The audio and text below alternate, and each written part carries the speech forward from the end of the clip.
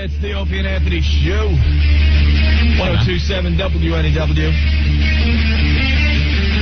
We're all getting a little nervous. The Rock is coming in here. I'm just getting a little nervous because he was on MSNBC. And he was just being Dwayne.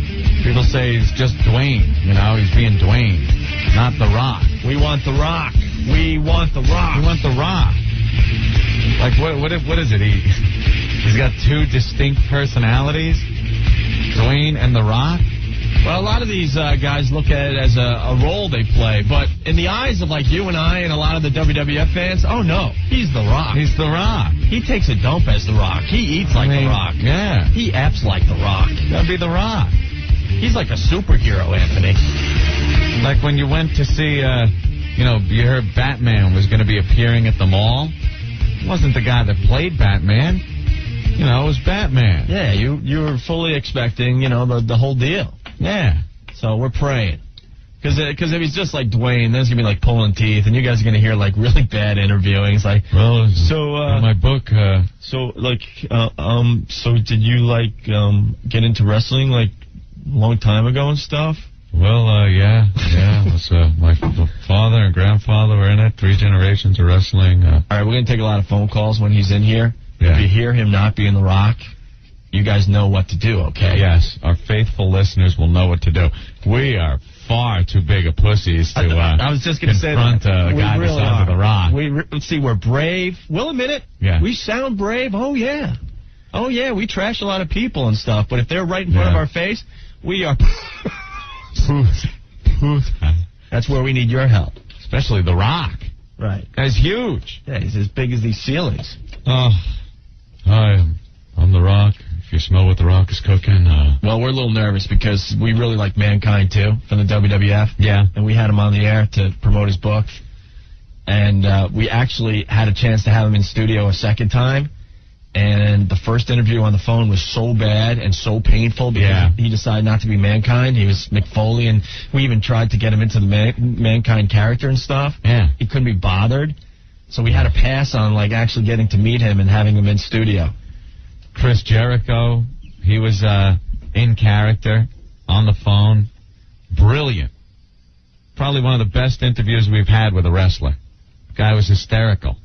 We were ragging him. He was ragging us. Right. Very funny, in character. See, these guys got to understand, to us, they're like bigger than life. They're superheroes. Cartoon characters, too. We don't want to see, the face behind the curtain there. Can't be Dwayne. He's got to be The Rock. He's got to be The Rock. Donald, what's going on? Hey, how you doing? Real good. Every show I've seen him on, or even heard him on the radio, he's always been Dwayne. I know. Truly lame. Oh, no. Dead-ass lame. Sorry, I shouldn't have cursed. That's not a curse. You can say ass, ass, ass, ass. Cool. Yeah, you just can't say the big ones.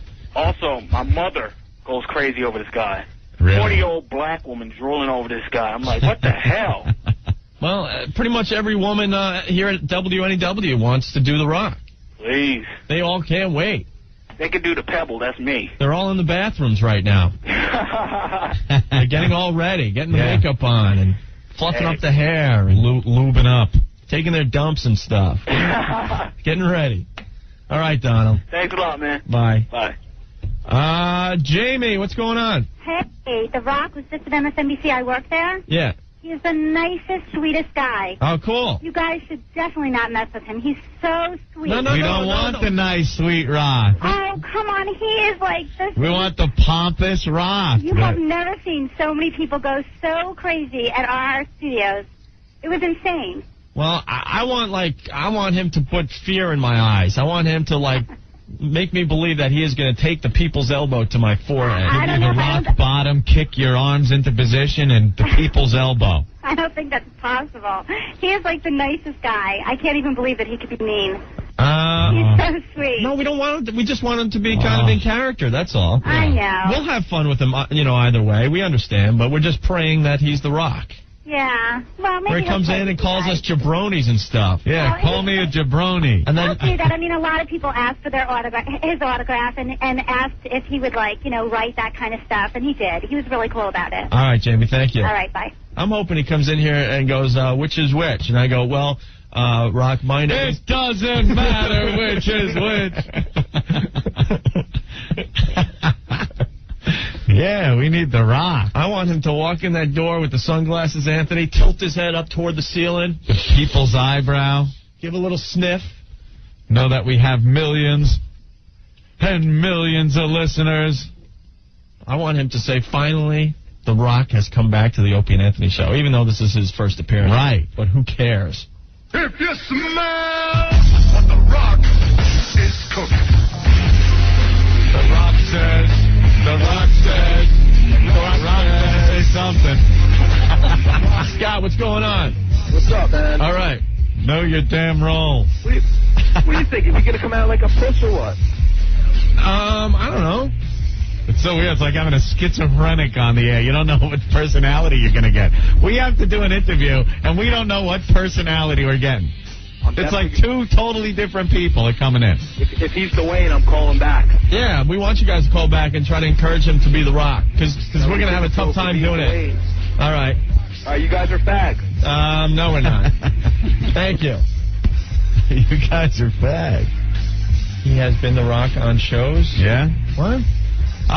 Joe, what's going on? Hey, what's up? All right. First of all, you better hope that he ain't good friends with China. Why? Because he'll want to kick your ass. I never said anything bad about China. But besides that, I seen her act as The Rock on Channel 9 doing a news interview on TV. Right. Oh, I saw that, too. He was kind of like... He was saying his eyebrows were more famous than Jack Nicholson. Yeah, he was Rock Light. All right, I'll talk to you later. All right, man. Rock Light. Well, he was. He was like kind of The Rock, but a little more conservative. We want him to just like come in here and be just belligerent. I met The Rock and he was in character. This is encouraging. Sean, turn down your radio. All right, what do you got, Sean? Sean. He's listening to the radio. Sean. Is that your name? Did Spaz type it wrong? Steve. Steve.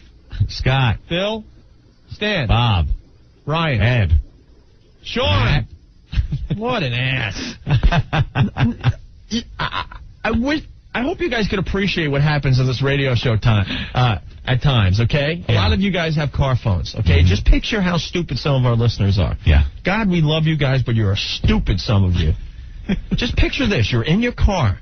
You decide, I am going to call the Opie and Anthony show. I met The Rock, and I have something to tell the boys. Right. Beep, boop, beep, beep, boop, beep, boop, beep. Right? You dial up the O&A show. Spads put you through. Hold on. Turn down your radio. They are going to be with you shortly. So now you have the phone to your ear. Yeah. We pick up. So now you could hear us saying, hello, Sean, what do you have for the show?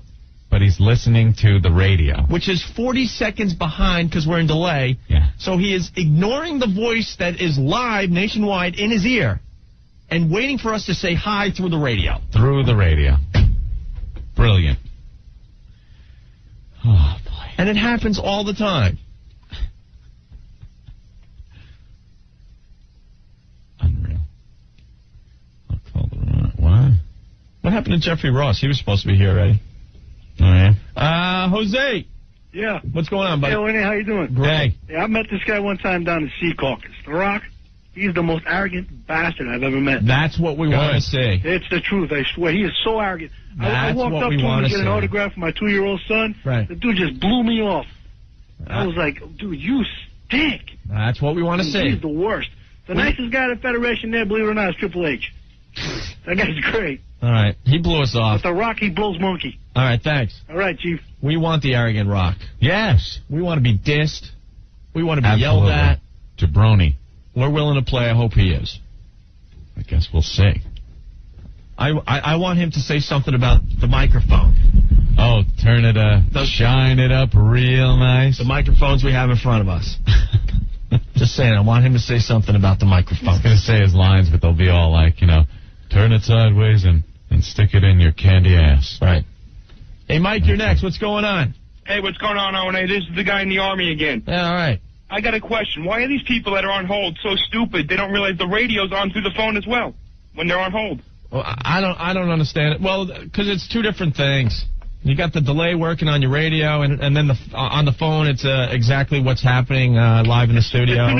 As soon as Spaz says, what's your name? Hold on. You hear you guys on the phone anyway, so why bother listening to the radio? And if you are on hold for the radio show, that is us live before delay. You get Exactly. To So you get to hear all the uncensored crap. You get to hear all the curses and everything else. So. Yeah. Exactly. So I don't understand why people continue to wait for us to say hi through the radio when they got the phone to their ear. Wake up, jackasses, when you're on hold. It boggles the mind, Mike. Thank you. Have a good one. All right, you too. Bye. Everyone is just very excited around People here. saying we should hold The Rock down and shave off his eyebrows. Oh, yeah. Yeah, that'll happen. Yeah, how are we going to hold The Rock down? Yeah. Tom, you're next. What's going on? Yeah, I want to know if you're going to do Fight Club with The Rock so he can put his crotch on your face.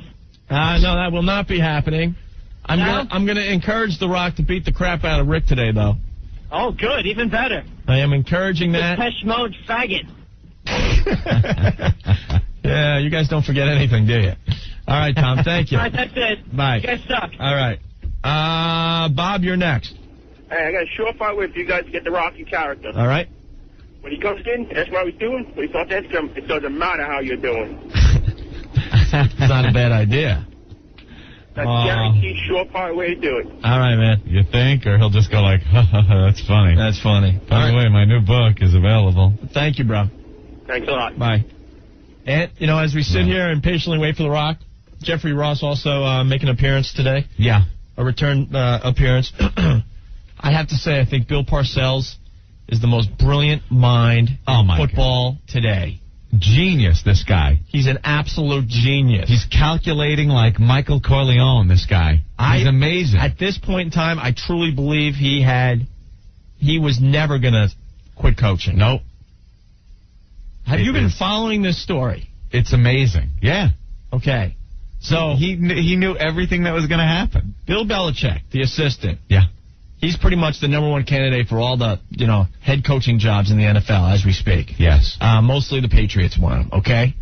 Now, if he was a head coach, because he's under contract, no other team in the NFL could talk to Bill Belichick and hire him away. Absolutely. But there's a rule in the NFL. If you are an assistant coach, you are allowed to talk to other teams to be a head coach. Right. So Bill Parcells, knowing that he's probably going to lose his right-hand man anyway after the season, because there was some grumblings in the background and stuff. Bill Belichick wasn't completely happy is what I'm starting to hear. Right. Bill Parcells quits as the head coach of the Jets, making Bill Belichick the head coach now. Right. Which in turn means no one in the NFL could talk to Bill Belichick. Right. Knowing that Bill Belichick would not go for this, he will and leave. would quit because he was so unhappy in the Jets organization. Okay? Thus opening up the position. Thus opening up the position again, and now if the Patriots want to hire Bill Belichick, they're going to have to give the Jets draft choices. Draft choices. A little revenge for when Parcells came to New York. I bow to him today. It's amazing. There's no doubt in my mind he makes an announcement within, I guess we're waiting for the new owners to take over. New owners who will probably hand over huge amounts of cash to Parcells, right, to once again take the helm of the Jets. He had no intention of leaving. I knew what he was doing. It's one man's opinion, but I am completely convinced of that. He's going to get draft picks and more money. Draft picks, more money, and the whole team and the whole city rallying around him because now he comes back as like the hero. Like, right. I am here to save the team once again. Brilliant move. I think he totally had it planned. I'm convinced of it. Amazing. Pussy. He's not a pussy. He's a big, stinky smell. Rick doesn't like him, I guess. It's all business, pal. I understand. It's all business. 16 years with your buddy, bend them over. I like what he says, too, to the press. Things like, I'm in control. For the time being. What is he, Alexander Haig? Yeah. He says, I'm in control right now, and that's all I think you need to know. And they ask him more questions, and he's like, well, I just told you everything you need to know. He gets all belligerent and nasty and stuff. Right. Parcells. He is just, I don't know how the sports papers interview this guy. He's just the nastiest son of a bitch. I love it about him. I answered that question. Shut up. What are you, stupid? Yeah. That is the dumbest question I've ever heard. Next. And you just sit there. Just pushes him aside. And you're like, I just got bashed by the tuna. I thought I was good at what I did with this reporting stuff. So he comes back to the Jets with probably draft picks and more money. John, what's going on? I want to know, how do you feel about the Pete Carroll thing? Pete Carroll what? If he can be the coach of the Jets. He effed it up one time already, man. Enough of that guy. We had enough of him. I'm bummed that the Patriots didn't keep him. He is the worst. Thanks. Bye. All right, John. Hey, just waiting for the Rock. Figured I would ask a question while I wait for the Rock today. The Rock. Hey, Mom, can I listen to the Opie and Anthony show today? They're going to have the Rock on. They're not going to do the lesbian stuff today. I could listen, right? Right? Yeah, I wonder if kids have to ask permission. Oh, without a doubt. They hear the Rock's on. It's like, oh, can I listen to Opie and Anthony just today, just for a little while, because the Rock is going to be on? I'll turn it right off. I think a lot of them are sneaking like under their bed with the radio right now. Sneak your radio out. Mom, they're not doing egg shooting today. They're going to have the Rock on. Can I listen for a little while? My homework's done. Zeke from Manhattan saying, if you guys interview Tom Hanks, do you want to talk to Forrest Gump? Come on, get behind the scenes or goof around with him. All right, well, no, actually, we would want Forrest Gump. Yeah, that would be much more fun than Tom Hanks. All right, I see Jeffrey Ross in the wings. Let's get him on the radio next, okay, Ed? All right. Quick break. We'll be back. 1027 WNEW, it's Opie, it's Anthony, and entering the studio in just a minute here, Jeffrey Ross, the very funny and talented Jeffrey Ross, Anthony. Yes. John, what's going on? Hey, you guys, I'm watching TV live. That kid, Elio Gonzalez, he's got a wad of bills in his hand. He's got gold chains around his neck, and he's sitting on his uncle's shoulders. Are you serious? I mean, the guy had an electric Benz the other day. Yeah, a little electric Mercedes-Benz he got for Christmas. I mean, my God, I was born in America, and when I was 9 or however old he is, I didn't get squat. So he's on TV with a wad of bills right now? Yeah, he's sitting on his uncle's shoulders holding a rolled-up wad of, like, fives. He's going to be so disappointed next Christmas. I tell you, man. Jeffrey Ross. And this Christmas in the U.S. with a bunch of sympathetic rubes sending him all kinds of gifts. Back. Right. Well, thank you, John. Oh, what do you got there? Oh, wait a minute. Cigars? Cuban cigars? Fresh off the plane, buddies. Oh, Jeffrey Ross in studio. Wait, you were just in Cuba? This morning. Are you serious? I got in at 3 in the morning. Really? What were you doing there? I went. I drove across the country. Get him cans at work. I drove across the country. It was mind-boggling.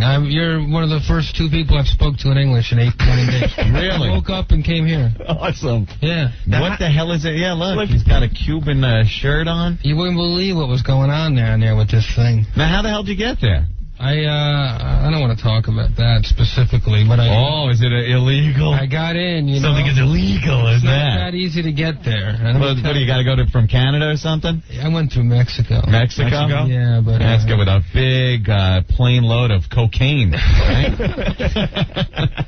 It was one of the coolest experiences of my life. Look at you. You look like he looks like he's had some kind of religious experience. It's like he's been part of a coup or something. Man. Look at him. He's just all happy. He's growing a Castro-type beard. He's wearing military fatigue. He's got, wow, look at this. There's a T-shirt with a kid on it. You wouldn't believe how that's Raft Boy. Yeah. Raft Boy. And I only heard coming up here, because I just woke up, that he's going home. Yeah, they're sending him back. That's today. That just happened? Yeah. Pretty much. What'd you see over there? Sad that I get my news from you guys. Yeah, I know.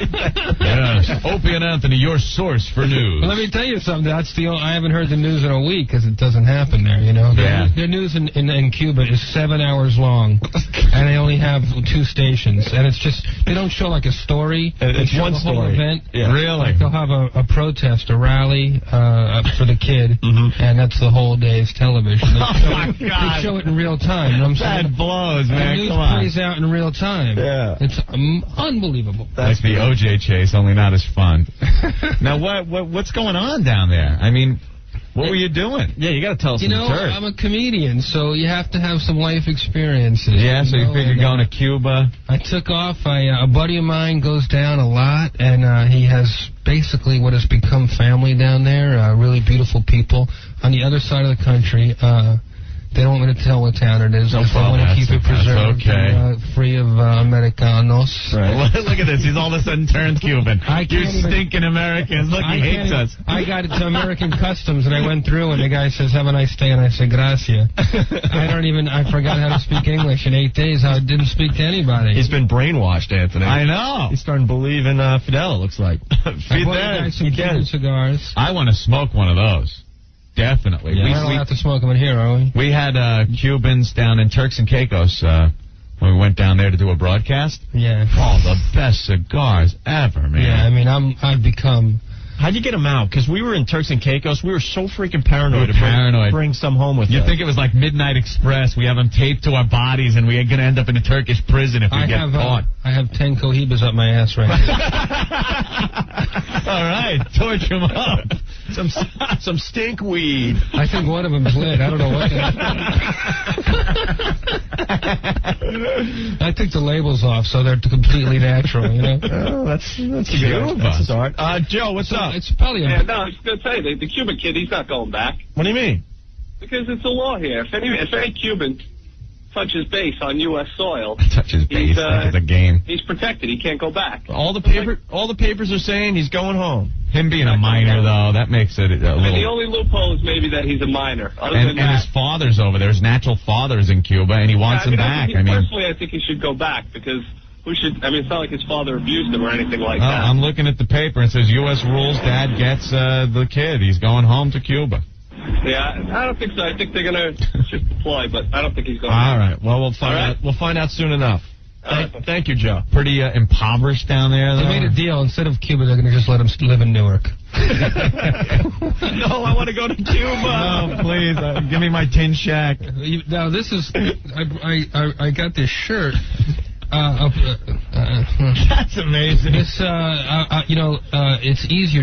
I drove across the country with my buddy. There's no street signs and highway signs. Yeah. There's nothing. So if you want to get around, you need to pick people up. Mm-hmm. The whole country hitchhikes. There's a lot of love. The people love each other. The people are very happy. They don't have any transportation. All the cars are old American cars and Soviet cars. They're from the 50s and 40s. Right. And it's like a time capsule. I can't even breathe from all the cigars I smoke. And we pick up this cop. He wants to go home for New Year's. He's got to get across the country. He's hitchhiking with another. They don't have cars, and they don't have the police. They don't transport the police to work and back. So he's got to hitchhike. It takes a couple days to get home. So we pick him up, and it's also sort of it makes it easier to get around because if you have to stop for directions, you won't get jerked around. Right. And my buddy had his girlfriend with him, and they're not really supposed to be in the car together, and so on. You follow. So we pick this cop up, and he winds up. He's all intimidating when he gets in. He's an 18-year-old kid, I had him watching my DVD player, something about Mary on headphones with Spanish subtitles. This is a kid who's never heard of Mickey Mouse. Oh, wow. He's a Cuban police. There's no Western culture at all. I'm 10 hours from Havana. You understand? I mean, you're way in the country. And I'm asking him, I said, please, that T-shirt, that's amazing. You could never get that. And what a great souvenir. He's like, no, it's official. I can never give it away, this and that, this and that. I offered to buy it, nothing. It wouldn't, and they make $7 a month, the police, okay? Wow, that's like working here at NEW. It's like the cops in New York. They spend that on every day on coffee. I would have said donuts, but it's just too hacky. And finally, at the end of the trip, he gave it to me as a gift. That's cool. Yeah, they're really very noble people. That's like contraband, having a copy of something about Mary. Yeah. Well, down there. He on DVD, it was like literally he looked at it like he watched a lunar landing. I bet. That's like, what is this? It's gotta be like crack. Probably have like just the old movie projectors like you had in school. Yeah, and it's like the medium. It was so cool for him to see it. I mean, the scene where Ben Stiller zips up his right, and he's laughing so hard. He's never seen a movie he doesn't. There's no chance. That's wild. Yeah, that blows. Yeah. There could be some real prime resort real estate down there if we ever open up some ties with them people again. It looks like it's like the Catskills with chicks. The buildings are all from the 50s. Yeah. But yet they're kind of a little bit, they're old. How are the women? How are the all the women are beautiful. Yeah? Are they? Yeah, they're all, it's Jennifer Lopez. All over the place. Tony, what's up? Hey, I gotta say something here, man. Yeah, hit it. I'm like fed up with this Cuban kid. Hey, this is hypocritical. I don't want to sound prejudiced, but white America is. They line the borders to keep all these freaking aliens out. They shoot them on sight. And here's one kid, we don't want to give them back. Send the freaking guy back on the raft and be done with it, man. Let him go with his father. I think they'll fly him back if they do send him back. I don't think they'll just pop him on an inner tube and shove him off Florida. That could be pretty funny. We could oh, my God, this poor kid. We could track his progress on the internet and stuff, see if Rat Boy makes it back to Cuba. The pay-per-view event of the century. Oh, without a doubt. They absolutely would pay for that. Hell, I'd buy. That would be a great little video game. Try to get him back. Try to get Rat Boy back to Cuba. Bad, man. So what else are you doing? You're playing Caroline's? I'm at Caroline's, man. Tonight, tomorrow, Saturday, and Sunday. Wait, when did you get in? I got in 3 o'clock in the morning. I'm still slurring. Were you asleep at all? Did you sleep? I slept a few hours. I woke up. I showered. I got like mosquito bites and rashes. Whoa, look at you. Wait, pull your sleeve back a little more. I just got home from driving across. Dude, look at his arm. Pull your sleeve back. It just finally is There are mosquito bites all over your arm. You should see my legs. I look like a leopard from Papillon. Man. It was unbelievable. He's warming up, baby. It was so cool. I'm drinking some cappuccino here. I'm waking up. That's like the jungle you were in or something. Literally, I was in the jungle. You know, I got woken up to pigs and chickens. I haven't sat on a toilet seat in 8 days. How do you take a dump? You just kind of squat wherever you want. It's when nature calls. What about toilet paper? Toilet paper is hard to come by, but luckily the people I stay with, like a bed and breakfast type of situation. Type of situation, not a bed and breakfast. You know, you're waking up, you sleep 4 hours. The people are so happy, and it was New Year's festive. There's music playing 24 hours a day around Cuba. I don't care if you're in the biggest city or in the smallest little village. Right. Happy people dancing. Oh, those people love their music. And it's all like, the words beach and dance rhyme. Every song is about the beach and dancing.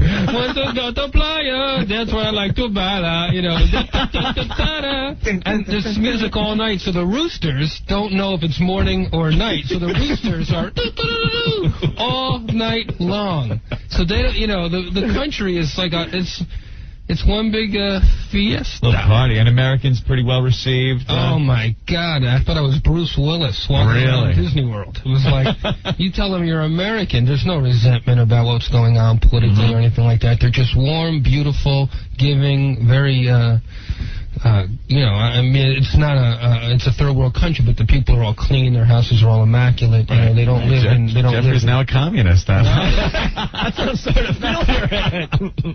I'm about people. I don't know. It was really cool. That sounds cool. I never thought somebody would go to Cuba and actually have a good time. I guess I've been, just reading the line. I don't know anybody who's been there. I saw a woman, her breasts were so big that she could have gotten to Florida with them. She probably started swimming. She'd never drown. Flotation device. Will this experience affect all your one-liners, Jeffrey, that you do at the roast? Are you going to be a happier person now? They might, I don't know. I'll still be the mean bastard I am all the time. Cynical prick. I might... You stole the show once again this year at the roast. We saw it. Good. Without a doubt, we saw it. Jerry Stiller roast. Yes, because you were in here promoting it way before, just before the taping. I remember. I wouldn't tell you the jokes before. The B. Arthur joke. Yeah. Very funny. But B. Arthur's, you can't even really say it on the air, but God, I almost puked. I was laughing so hard. It's about Sandra Bernhardt. I wouldn't her with B. Arthur's.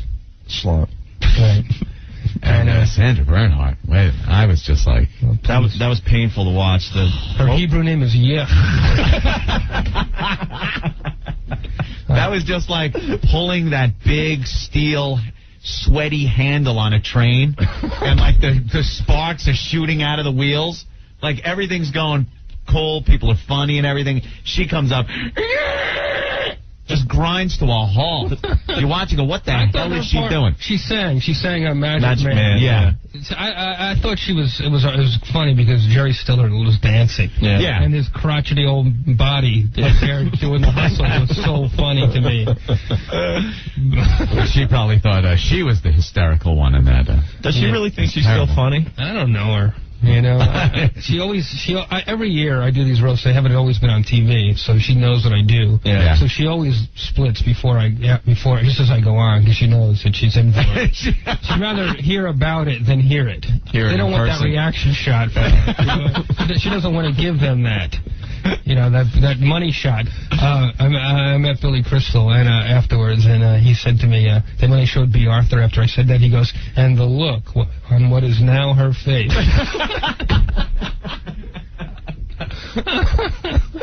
Very good.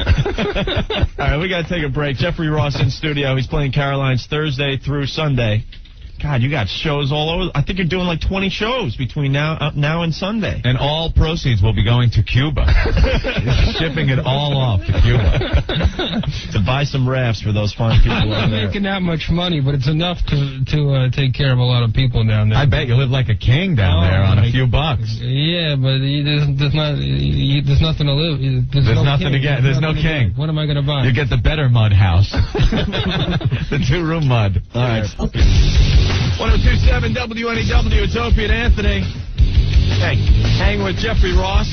I guess he's like our new friend. He's been in here a couple times. I like being in here, man. Getting to know him a little bit, Anthony. Yeah. Just got back from Cuba. Who the hell goes to Cuba? It's amazing. And I've never known anybody that goes there. Really? You must have just exhausted every other place on the globe if you chose Cuba. Well, it was between Maine and Cuba. Maine, huh? No. You know, it's New Year's. It's a millennium. When am I going to do that? Yeah. It's very rare that I can just disappear, no work. So you spent New Year's, though? Yeah, New Year's Eve. I went to a party. I went to a party, then I went to a disco. The discotheque. Let me tell you what this place is like. The men's room attendant was a goat. You throw your garbage on the floor and he eats it. Yeah. I mean, you know, it's really, really in the middle of nowhere. Third world. 10-hour drive from Havana, which isn't exactly Paris. You know what I'm saying? Beautiful city and beautiful people, but I was really out in the world. I'm sure you didn't have to worry about the Y2K problem down there. They don't have computers yet, so I think you were just fine down in Cuba, right? I left on the 27th, so it was just when Seattle decided not, you know, they were kind of on maybe we will, maybe we won't. And I was Y2K to death. I just hearing it. Yeah. And I'm talking to this guy right in Havana when I go, I asked him about Y2K, in my broken Spanish. And he goes, no comprendo que es Y2K. And I said, oh, God, I'm in the right place. They didn't even know what I was talking about. That's good. It's not everything. It's so weird. Could you imagine you go to every store, you go to check in at the airport, and you give them your locator number, and they have to write it down and go check and see if you have a reservation. It's not all right, pressing buttons or anything. They're looking through paper. It's people doing work. Something you don't see anymore.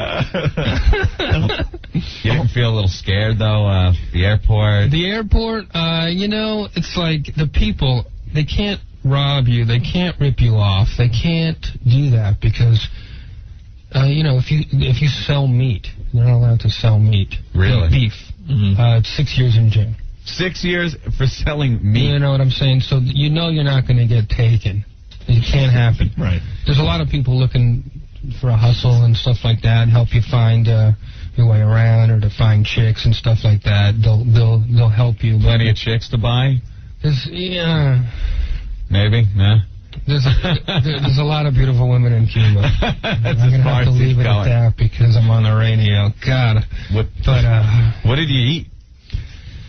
The national dish of Cuba is a ham sandwich. Without the ham. My teeth. I stayed with friends and way out in the boonies, and the food was delicious. We stayed with she was a great cook, and they make do, and they really put together, nice shrimp, and it's by the beach, and you can really put something together. But when you're on the road and the rest stops, and they have this place called Rapidos, they're like 7-Elevens, but with like they only have 3 things, and they're the same place all over. It's pizzas with ham on it. They're frozen pizzas, right? But they're basically mostly bread, a little bit of sauce and cheese, and they put some ham on it, or you don't have ham on it. Pollo, fried chicken, which has the texture of steak. It's tough. And make that 2 things. All right, let's. John, what's going on? How you doing? This is Joe. Oh, Joe, you were in Cuba? Yeah, I performed at Guantanamo Bay down in '88. And what are you, stripper? down near the Marine barracks, there was this abandoned bank on the Cuban side, and they would have workers come in. They would strip search them, coming and going every day. It was quite interesting. All right. Quite interesting watching guys getting stripped there. Well, you know, it was an interesting thing how, you know, what they would go through. But I tell you, it was very, very wild on the U.S. side, inside the base. So if Jeffrey ever gets a chance to go back down there and perform on the base, I highly recommend it. The military women get awfully lonely down there. Yeah, I bet. All right. Well, all right, thanks, guys. Well, thank you, John. And that's what you want, the Army broads, because they're the most attractive ones. It's just like Stripes. You're going to see P.J. Souls in a uniform. Yeah. Swear to God. Who's your sergeant? Jeff, you're next. What's going on? Hey, how you doing? All right. I was in Jamaica, and they have, like, flights that fly over to Cuba. It, like, takes 2.5 hours. And I don't know what part he was in, but I think I landed in a marijuana field. And you got guys with cigars and glasses, just like the movies, carrying Uzis. And I don't know where he was. And, you know, dogs, they're eating dog. I mean, it just bugged me out. Maybe you missed the island. And I don't know, but, you know. I think you were in Staten Island. Yeah, it's Staten Island. Yeah. That's what I wanted to say, guys. Hey, what's that, a train? No, you did all right. No dope down there. All right, thanks. People must be scared crap. You know, no, the people are drugs. Yeah, there's no drugs because it's the end of your life. Right. Firing squad. Really? Yeah. That's how they feel about drugs? It's a communist dictatorship. There's no drugs. There's no, it's not happening. Someone's got to be sneaking drugs somewhere in that country. It's all about rum. Uh-huh. You know, they get rum. It's everywhere, straight. It's delicious. It's like candy. You know, it's full of sugar, and it's $3 a bottle.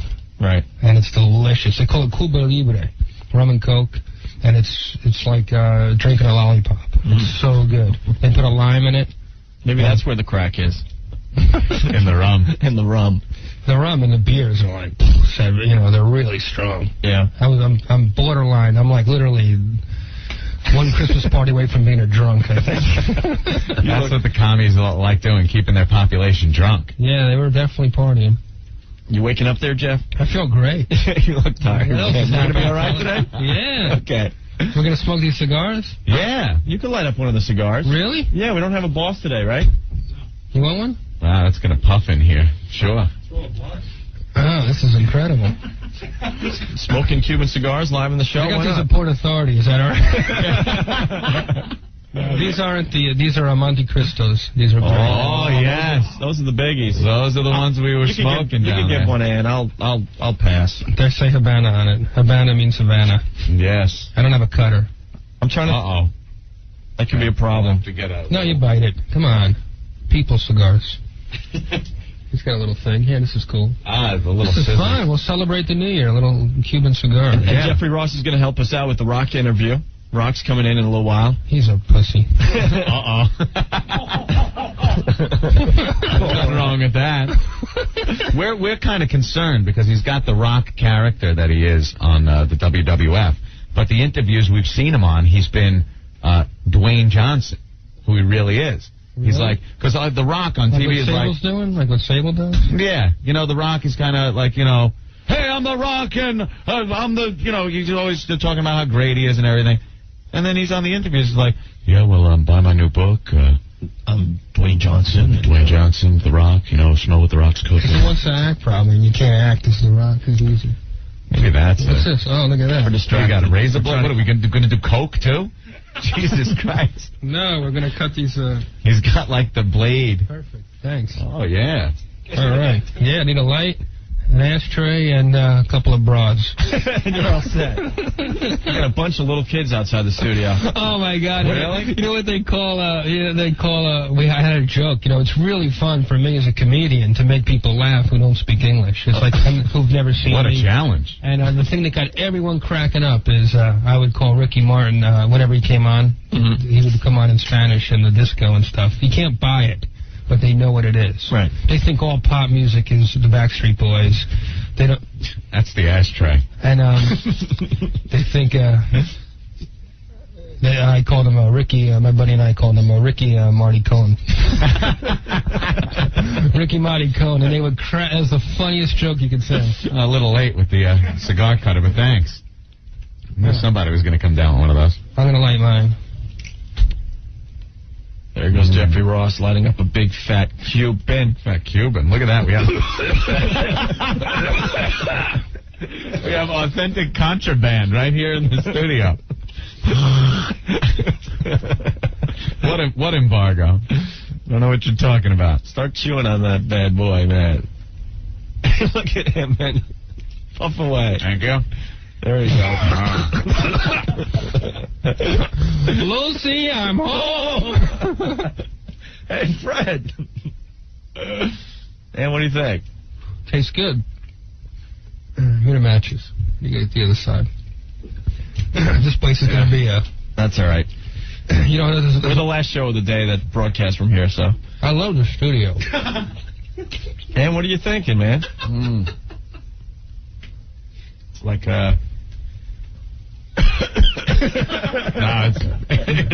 they're strong. And you know what the best cigars are? They have the local ones. No, they have nothing written on them. They're just rolled in these little towns. Yeah. You should have brought some of those home. Oh, he probably did. He's keeping those for himself.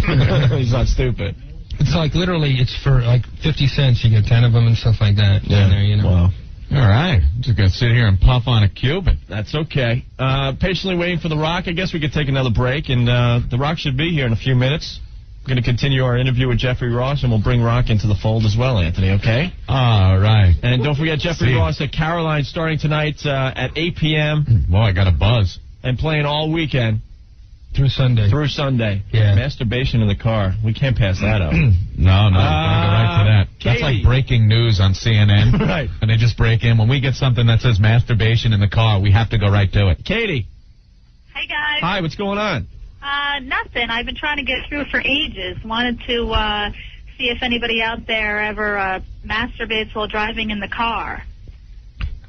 Yeah, we've had a few of those calls. I've done that, sure. Oh, Jesus. On a regular basis? Wait a minute. Yeah, I'll admit it.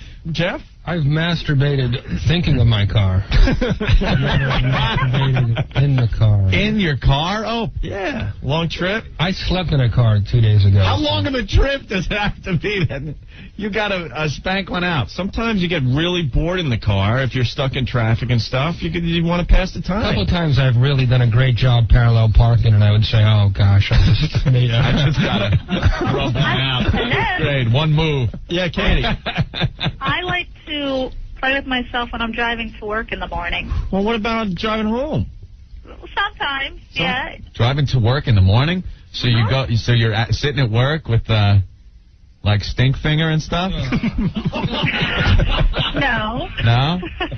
Well, you wash up? Well, you got to be a little goopy down there. Well, you know. You don't what? In there. Well, could you start masturbating? You just touch the outside. Are you in the car now? Yeah. Could you, Yeah, let her rip. Well, how am I going to steer? Well, if you do it in the morning, you could do it in the afternoon. Well, I'm not usually on the cell phone at the same time. Oh, I see. Yeah, I think a lot of people do that in their cars, sure. Yeah, we've heard from some people. I think more, amazingly enough, more women than men. Men just, I don't think they could wait to get out to the car. It's not a manly thing to bring up. No, spanking it out in the car. Katie, hold on a sec. There's a guy in line 9.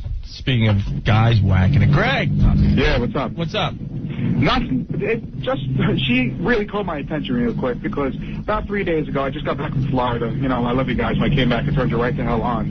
And I was coming home from the airport, And nonetheless, I'm driving a freaking Blazer, so, I'm a little higher up than every average, guy on the road. And what happens, but you look over, and there's a guy looking at another girl in the eye. I'm sorry about that. No cursing. No cursing. So you saw a guy looking at a girl, and what was he doing? All right. Saw a guy looking at the girl. Thank goodness he was looking at the girl, because I would have flipped. Otherwise, he was looking at her, and he obviously was making a very standard motion with his right arm that you could only put it into one situation where he was just really getting off in this, and it was just the worst situation I've ever seen in my life.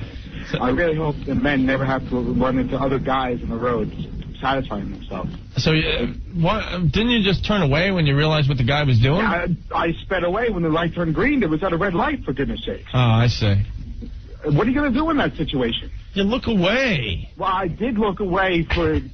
It's not like every guy on the highways, whacking it. You can look somewhere. But when you're in the situation when you're sitting next to him at a red light, what are you going to do? Inch forward so he's out of your view of sight and not think about him? Hell yeah. I try to. All right. Well, thank you. No problem. Bye. Peace. Jason, you're next. What's going on? Yo, what's up, dude? All right. I crashed my turnpike. Wait, I don't know if they dumped out. So you crashed your van, your work van, because you were whacking it? Yeah. I'm on the road all day. What am I going to do with myself? I'm riding around looking at penthouses, and I slammed into the abutment on the turnpike right by New Brunswick. Yeah, it was pretty funny at the time. My boss didn't think so, but I thought it was pretty funny. That's hilarious. You guys are great, man. I love your show. Hey, thank you, Jason. I'm in my van all day long. Obviously, I have another job now. They fired me, but, Right. All right, well, thank you. Yo. Very good. You guys have a great New Year. All right, you too. Later. How you could look at all the people on the phones that want to talk about it. It's a common thing. Yeah, I don't know. That's a little rough. Yeah, but what happens with the toll? Yeah, really. Well, you got to time it, right? Oh, here you go. You got to time it. Not on the parkway. Got to be an open road. The parkway, it's every 15 feet. You got to put it back in your pants. Like, another toll. It's like, hey, the change won't come out of my hand. Oh, God. There you go, pal. Oh, my God, The Rock is here. Okay. Oh, is he? Let's take a break. We'll talk to The Rock next. He's freaking huge. Opie and Anthony. This is debauchery mania. Prostate exams for everyone. 1027 WNEW. If you smell what the Rock is cooking. It's 1027 WNEW. It's the Opie and Anthony Show. In studio, Jeffrey Ross. Yeah. And slowly but surely making his way through the... oh, my God, it is The Rock. studio door. Holy smoke. Is The Rock. What's up? Look at him. That's him. Jesus Christ. Look at the size of this guy. The people's champ. He's going to kick your ass, Anthony. What? Oh, no. Hey, Rock. What's going on, fellas? How you doing? Oh, come on. He's the nice Rock. Hey, Sandy. What do you think of The Rock? Oh, look, Sandy's... Your girlfriend's creaming, Opie. My girlfriend wants to do you, Dwayne. Rock, sir. Oh, wow. Yeah. You got all the girls worked up around the station here today. All right. Yeah? That's all right? Everywhere you go, the chicks are chasing you and stuff. Day in the life of The Rock. Yeah. So what, is The Rock a married man? What's a great one to do? Yeah. Yeah, I see it. Married 2 Jesus. years. Look at that freaking wedding band. Rock on The Rock. Rock on The Rock. Yeah. And she's pretty cool because, I guess she's got it, man. Girls chasing you all over the place. Yeah, she's good. Yeah. She's supportive. You give her the rock bottom there She knows her role. in the sack? She knows her role. You give her the rock bottom in the sack? No Yeah? go there, brother. No, huh? The people something else. There's this girl that we got to get to really fast. Sarah. Yes. This girl is losing it. And I think she represents every female in the tri-state area. So we decided to throw you on, Sarah. Sarah, you're talking to the great one, The Rock. Oh, my God. Oh, I would just love to say you are the sexiest man alive. You have enabled me to have orgasm with my boyfriend for the first time. I put on your video, and every time we do it, we watch your video. Oh, but you are the best. Oh, my God. Well, thank you so much. Now you can talk to The Rock. I thought you'd be bigger, man. What's that? I thought you'd be bigger. You think? Yeah.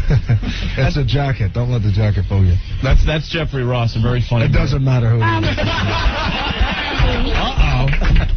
Don't Don't mess with me, man. I'm a black belt in karate. Is that right? Yeah. Okay. Hello? Yes, ma'am. Yes. I would just like to know if The Rock can tell us what's in store for his character in the future. Well, just to continue to entertain the millions and the millions of The Rock's fans, obviously. The Rock's going to get back in the title hunt pretty damn soon without giving away too many storylines. Why are you talking about him like he's not here? What's that? Oh, my God. Is this a girl who watches the Rock video? Yes. Oh, I see. I got it for Christmas, and I've been happy ever since.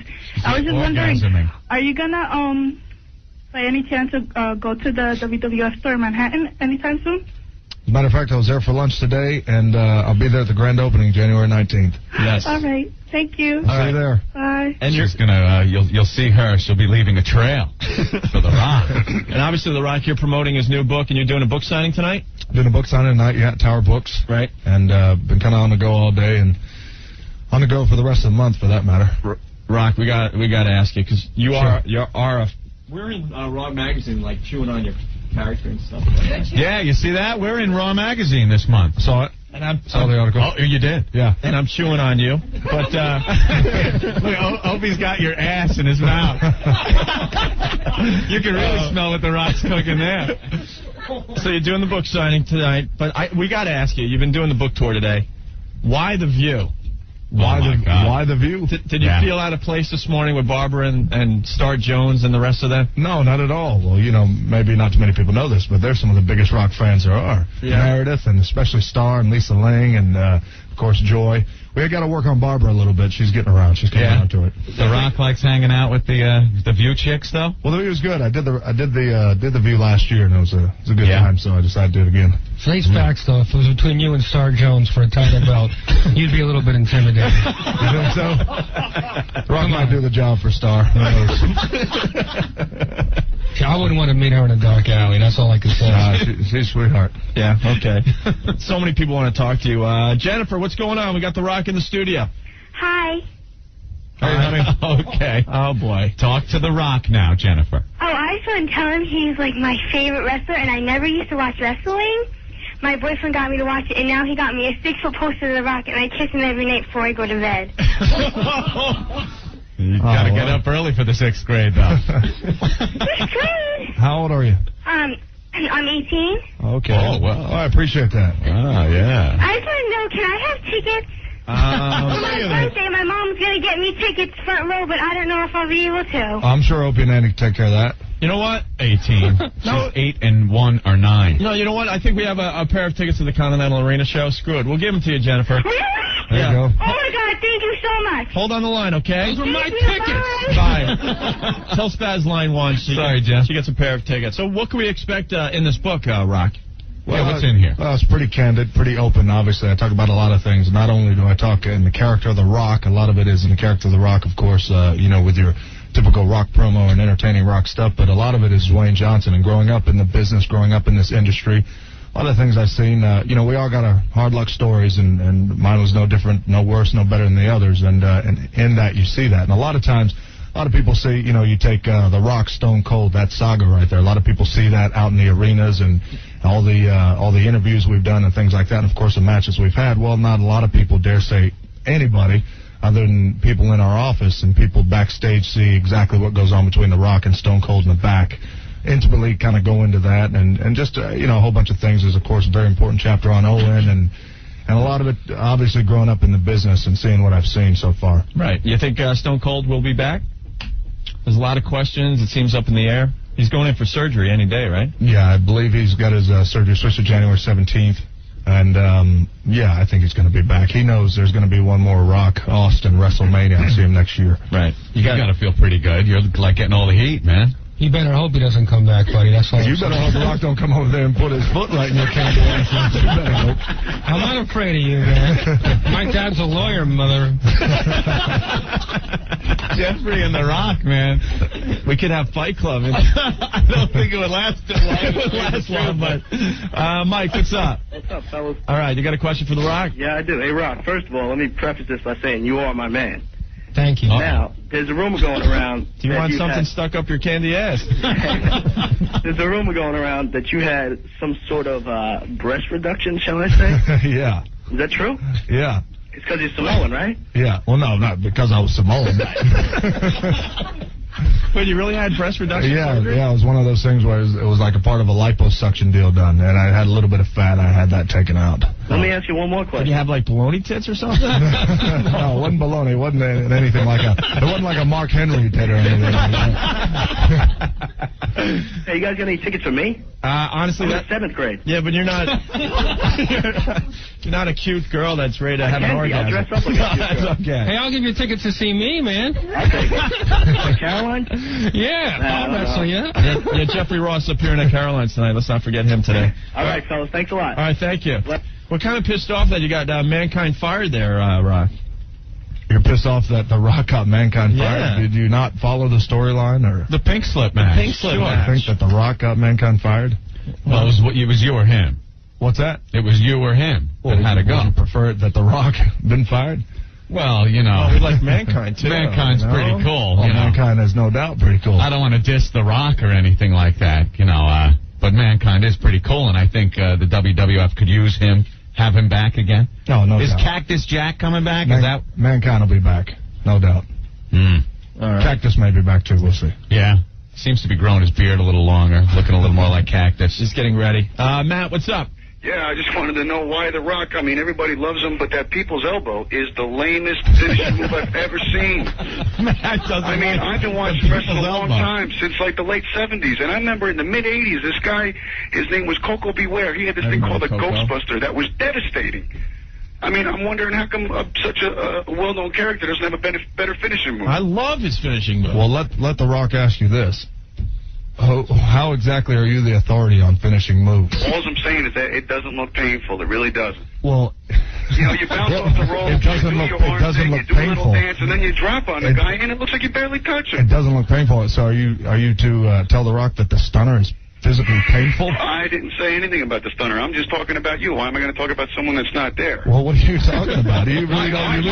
You actually really don't even know what you're talking about. DDD, anything. I've been watching this a long time. It doesn't matter how long you've been watching it. What The Rock guarantees this: if you lay your fat ass down and let The Rock drop the people's elbow on you, then trust him. Okay. You know what? Hey, The Rock says I wish you would do that to me, because I would take you for everything you had. Well, I will say that. He's bringing in his finisher move, the lawyer. I mean, I'll tell you what. Well, The Rock is easy to find. Is that a contract The Rock is easy to that's your find. finishing move, or can you make it up? All right, thank you, Matt. Hey, Chris, you're next. What's going on? Hey, what's going on? Hey, Rock. What's that? What's your real name again? Dwayne. It doesn't matter what your real name is. The Rock didn't even answer you, jabroni. Yeah, just now what I'm cooking. All right. Well, you guys really know how to attract them. I'm just going to let you know. Well, let that. me tell you, we sure share a lot of the same demographic as WWF. I'll tell you that much. We got a lot of the same, listeners as you guys have viewers. You know, it's the young male audience. Aside from I'm Sorry Rock, the ladies coming out in droves for The Rock. At times. You ever see some of those signs and get pissed off? Some of the funny ones out in the audience? They catch your eye?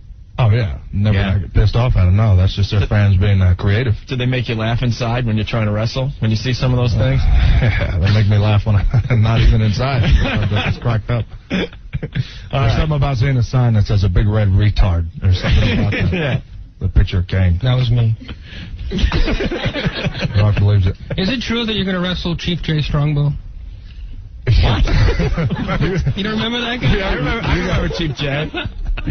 What kind of question is that? You guys actually pay this jabroni? He came in to plug his gig at Caroline's. Can't you tell he's a very funny man, right? What's Is that jabroni? right? What's jabroni? What's his gig at where?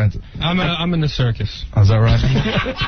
He just got back from Cuba this morning. And he's been handing out the Cuban cigars and stuff. You want one? No, not for me. You're a health freak, I bet. You're a very good-looking man. I'm not gay, but I would definitely. This is the best-looking guy I've ever seen. I can't believe you're no scars, no nothing. Inside. I understand. On the heart, man. Yeah, a lot of scars that he'll talk about in his book. Book signing tonight. We have a few more minutes with you, Rock, or what? Yeah. All right. Quick break, and we'll be back. Stay there. If you smell what the Rock is cooking. You got that right. We got The Rock live in the studio, Anthony. Yes. Actually, Dwayne Johnson. Do you want us to call you Dwayne? Rock, Dwayne. The Rock is his Hebrew name. All the same. And it's 102.7 WNAW. Jeffrey Ross also in studio, appearing at Caroline's tonight through the weekend. And The Rock promoting his book. Yes, The Rock Says. The Rock Says. There's some great anecdotes in here. Have you been studying up on The Rock, Jeffrey? Can I read a couple lines? Is it all right? Yeah, go ahead. Chapter, page 277. With the success, of course, has come a fair amount of criticism, most of which is either unfounded or misdirected. It's funny. I don't recall Brian De Palma getting that much heat when he directed Scarface. I don't recall hearing anyone jump all over Steven Spielberg for the violence and... I don't know, man. Who was the ghostwriter with you? Mike Tyson? Joe Layden. Oh, my God. No, that came directly from me. Well, a lot of the criticism from the violence, I guess. Well, wait a minute. What's the problem with Joe Layden? Oh, I'm just kidding. Okay. Oh, yeah, now you're back down real quick. Look at him backpedal. I mean, I'm just kidding. I'm afraid of you. I'm trying to act tough, but I'm definitely a little afraid. And they make me sit next to you. It's not like they hide me in the corner either. I'm practically on the guy's lap. We placed you there on purpose to have him as a buffer. We have all this counter space. We're scared. We're a buffer. No, a buffer. A buffer. Sorry. Yeah, we're kind of scared of you. We're like pencil neck geeks. So the holidays. So it's clear that you haven't been working out. Have you just took the holidays off? Yeah, I've been kind of sick. You should get your act together because Rock, we are waiting for you to just pummel him. You can do it at any time. Might not be worth the Rock. What's with the watch? Is that a Rolexo? What is that exactly? It is. I got that off 48th Street. Guy named Rico over there. You bought one that works. You're the one that bought one that's worth a little money. You know, The Rock. Have you ever seen what The Rock does in the ring? Yeah, I'm a huge fan of Stone Cold. But anyway. He actually likes Goldberg, he told us off mic. And we don't even talk about the WCW on our show. I'm a big wrestling fan. I love wrestling. All right. The Rock doing signing at Tower Records. Where's this? East 4th Street and Lafayette in the East Village. I hear it's a mob scene already. It's been a mob scene since, 5 a.m. this morning, I'm hearing? Man, a ton of people want to talk to The Rock. Let's go to the phones here. Mike, you're next. What's going on? Finally, I'm off hold. Hey, Rock, I just wanted to ask you, what's the deal with you getting your ass kicked lately? Lately? Well, yeah, I mean, every time you go out, you're getting pounded. Man, are you referring to Raw where it was 3-on-1 and The Rock still won that match? Is that the one you're talking about? That's true. But Thank God Mankind came in and saved your candy ass. If I may say candy ass. Well, you may not say that to The Rock. Oh, I'm sorry, Rock. I felt like we were jabroni. I felt we knew each other a little better now. Absolutely not. Which I must say was a very good job. Security. And beating up those guys. But I got another question for you. When you're at the arena coming up? Yes. Yeah, he knows about it. Are you going to talk? Are you going to talk at the Continental Arena, or are you just going to wrestle? Is The Rock going to talk or just wrestle? Yeah, are you going to do your thing? Are you going to get up on the ring rope? Are you going to go nuts and get the crowd going, or what? Yeah, that's likely. All right, because I've heard rumors that a lot of times if it's not Heat or Raw, you guys don't do any talking. No, not with The Rock. Every single night. It doesn't really matter whether it's a Heat or a house show or Raw, SmackDown. It doesn't matter. All right, cool, man. I'll definitely see you there. All right, thank you, Mike. No more. Julio. Yes, how you doing, guys? You're next with The Rock. What's up? How's it going, guys? Rock, I want you to take Jeff and check him into the SmackDown hotel right now. You don't like Jeffrey Ross making fun of The Rock? Buddy, come on. I'll give you a piece of my mind. I'll give you a ride on my boat. I got my own move. All right. You got your own move? Yeah. The hell do you even mean by that? It's called the tickle. Do you have a question for The Rock? Yes, Rock. I rub my head in your belly. All right. Take care of somebody in Royal Rumble right now? What's that? Say that again? Who are you going to take care of on the Royal Rumble? Well, right now it's probably just going to be in the Rumble itself. All right. Dan, you're next with The Rock. Hey, what's going on, guys? What's up? Hey, I'm just a big fan of you guys, and I want to call up and talk to The Rock. Hey, Rock. Hey, man. Hey, listen, I know you've been doing some TV shows here and there, and I was wondering if you're going to be on anytime soon. It doesn't matter what I love you, Rock. You're great. Got you, Rock. Easy, you got The Rock. How many times a day does that happen to The Rock? Constantly. People throwing your lines back in your face. Constantly. It doesn't. See what you started, Rock. Jesus Christ, it's got to get a little frustrating. Joe, you're next. What's going on? Joe, you're next. We lose Joe? All right. Sal, you got a question for The Rock? Uh-oh. Sal, you're next. Let's go. Hey, Rock, what's up? Hey, man. O&A? Hey. Hey, I just, Rock, I heard a few rumors that you're going to be totally changing your appearance and your personality and everything. No truth to that. Because all that crap on the internet that you can't hardly believe and stuff. All right. And I got a suggestion for O&A. Yeah. Instead of having a train wreck, which is good, you should have Rock come up with something and start to play that, like, Yeah, it's not a bad idea. He doesn't know what you're talking about, but we'll talk. We'll tell him off air. you guys rule. All right. You're the great one, like, and Look how nervous they all get. It's hysterical. all right. All right, Sal. Thank you. All right. Mike, you're next with The Rock. What's going on? Hello? Yeah, Mike. Yeah, what's up, guys? What's up? Rock, you're the great one, right? So listen to me. Why aren't you getting any push? You lost to the boss man. What's up with that? We need to call Vince. That's boss man. He's some jabroni off the street. All right? All right, Mike. All right, thanks a lot. you. Later. Cute kid. Rock, because of you, we have all the kids listening today. They begged their moms to listen to the Opie and Anthony show. Yeah. Here. And we had to hold off on our shows we usually have. We have, one of them we had was a girl that shot an egg out of her vagina. 9 feet. Wow. So usually the kids don't get to listen. But wonder why. You should have been here for that show. And you think the WWF is shocking. You should see this show Oh, my God. on a daily basis. Although the Moolah Mae Young thing, what do you personally think of that whole thing? It's entertaining. Yeah? It certainly is. When you see a half-nude old broad getting thrown over the top rope, how the hell do you change the channel? It's impossible. I'm glued to the screen when that happens. You don't have to deal with them, though, right? They don't usually put you in any matches with them. No, The Rock's really not currently involved with the Moolah Mae Young storyline. Yeah. Thank God, right? Although, is Mark Henry really banging that old broad? Because I really can't tell. It seems like he is really romantically involved with. He may be. Knowing him, right? He may be, just for the record, he may be. Picture that scene, man. Hey, when's Vince coming back? He's on his 6-week vacation or No, something? pretty soon. Yeah, because we're getting a little tired of the Stephanie storyline. It was fun at first, but now it's time to move on. Yeah, Stephanie and Triple H. She's got to stop making that Shane face. You ever see her? Stephanie making the Shane face like you just smelt a bad fart. He like puckers up the lips. She does the same thing. Puts them up. Like they're smelling what The Rock is cooking after Chinese or something. I don't know. All right, Anthony, you're next with The Rock. What's going on today? Rocky, what's up? Hey, man. Listen, man, I know you got to show a little respect because I saw Triple H and he's married to her, but what do you think about China? Is she hot or what? Hey, she's not bad. Not bad. Are you digging her? Well, you know, those cans, man. She's looking a lot better than she used to. You're not I'll kidding. give her that much. That's you know? for sure. Rocky, man, you're the She best. cleaned Keep up it real all right? nice. I appreciate it. Take care, man. All right. There's a guy on the line that said he went to school with you. Chris. Yeah, Rock. Hey. How's it going? Hey, man. Yeah, I was just wondering, when are you going to come up with a new line, you know? Don't you think your line's a little played out now? No, not really. Not at all. You may think it. Yeah, I think a lot. But it doesn't matter what you think. You know what?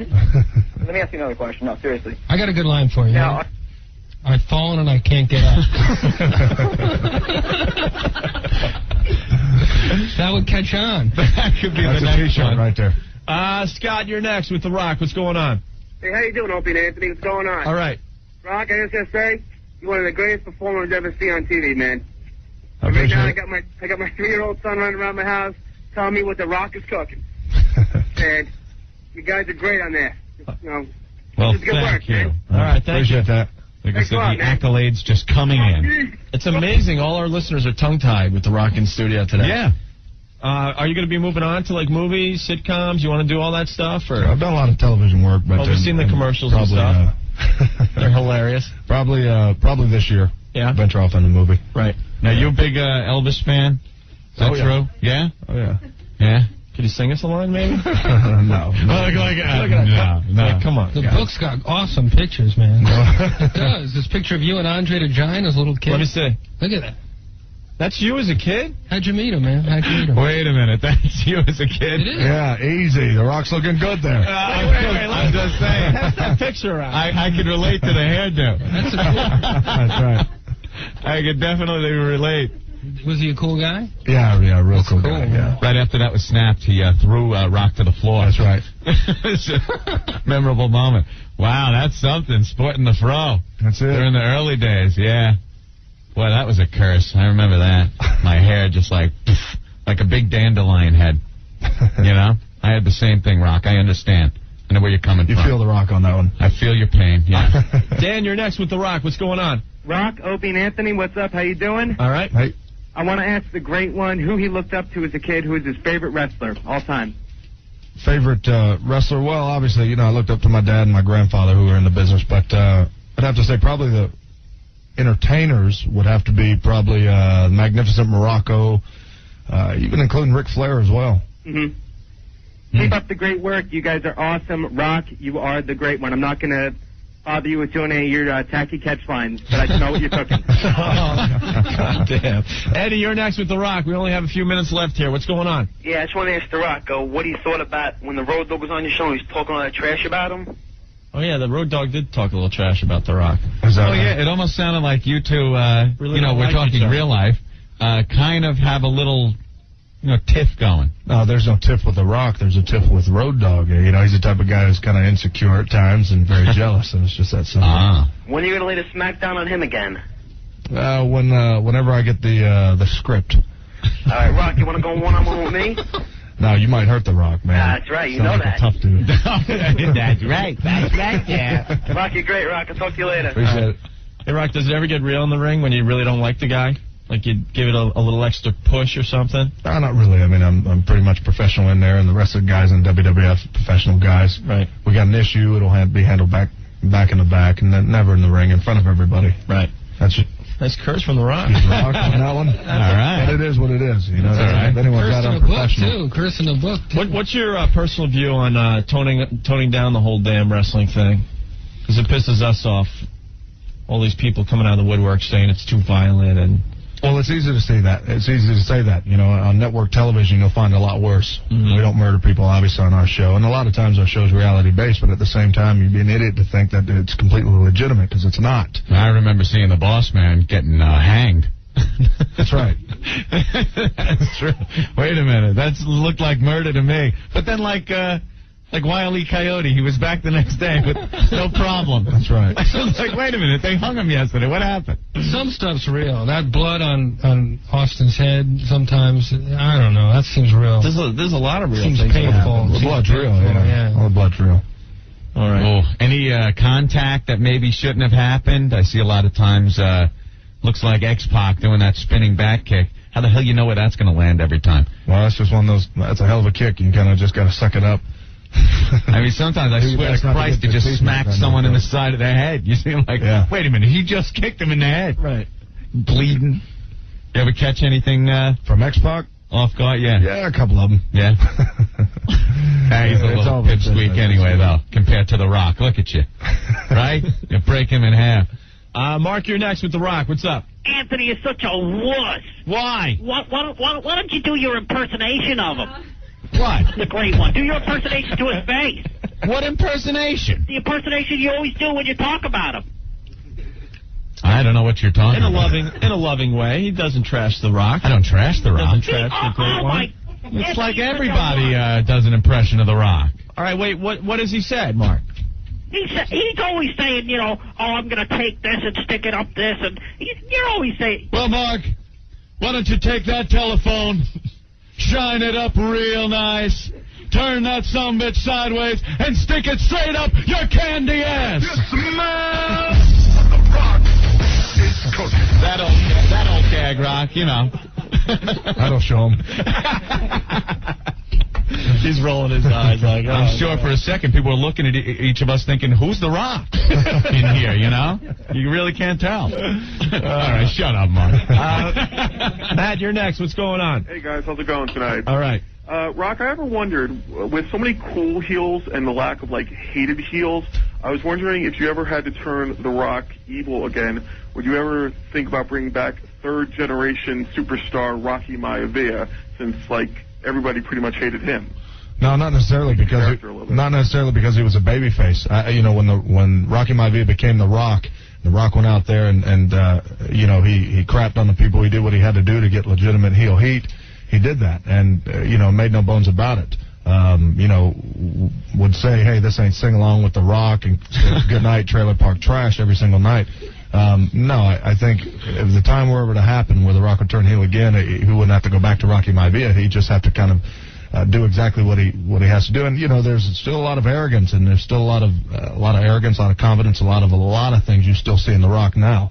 It just so happens he's a babyface. But when the time comes, and it'll eventually happen, whether it's 2 years or 4 or 5 years down the road, he'll just be still the same Rock. You'll just hate him. All right, thanks a lot, man. Good luck with your future, all right? Appreciate it. All right. Well, that's the funny thing is you didn't even try to be a good guy.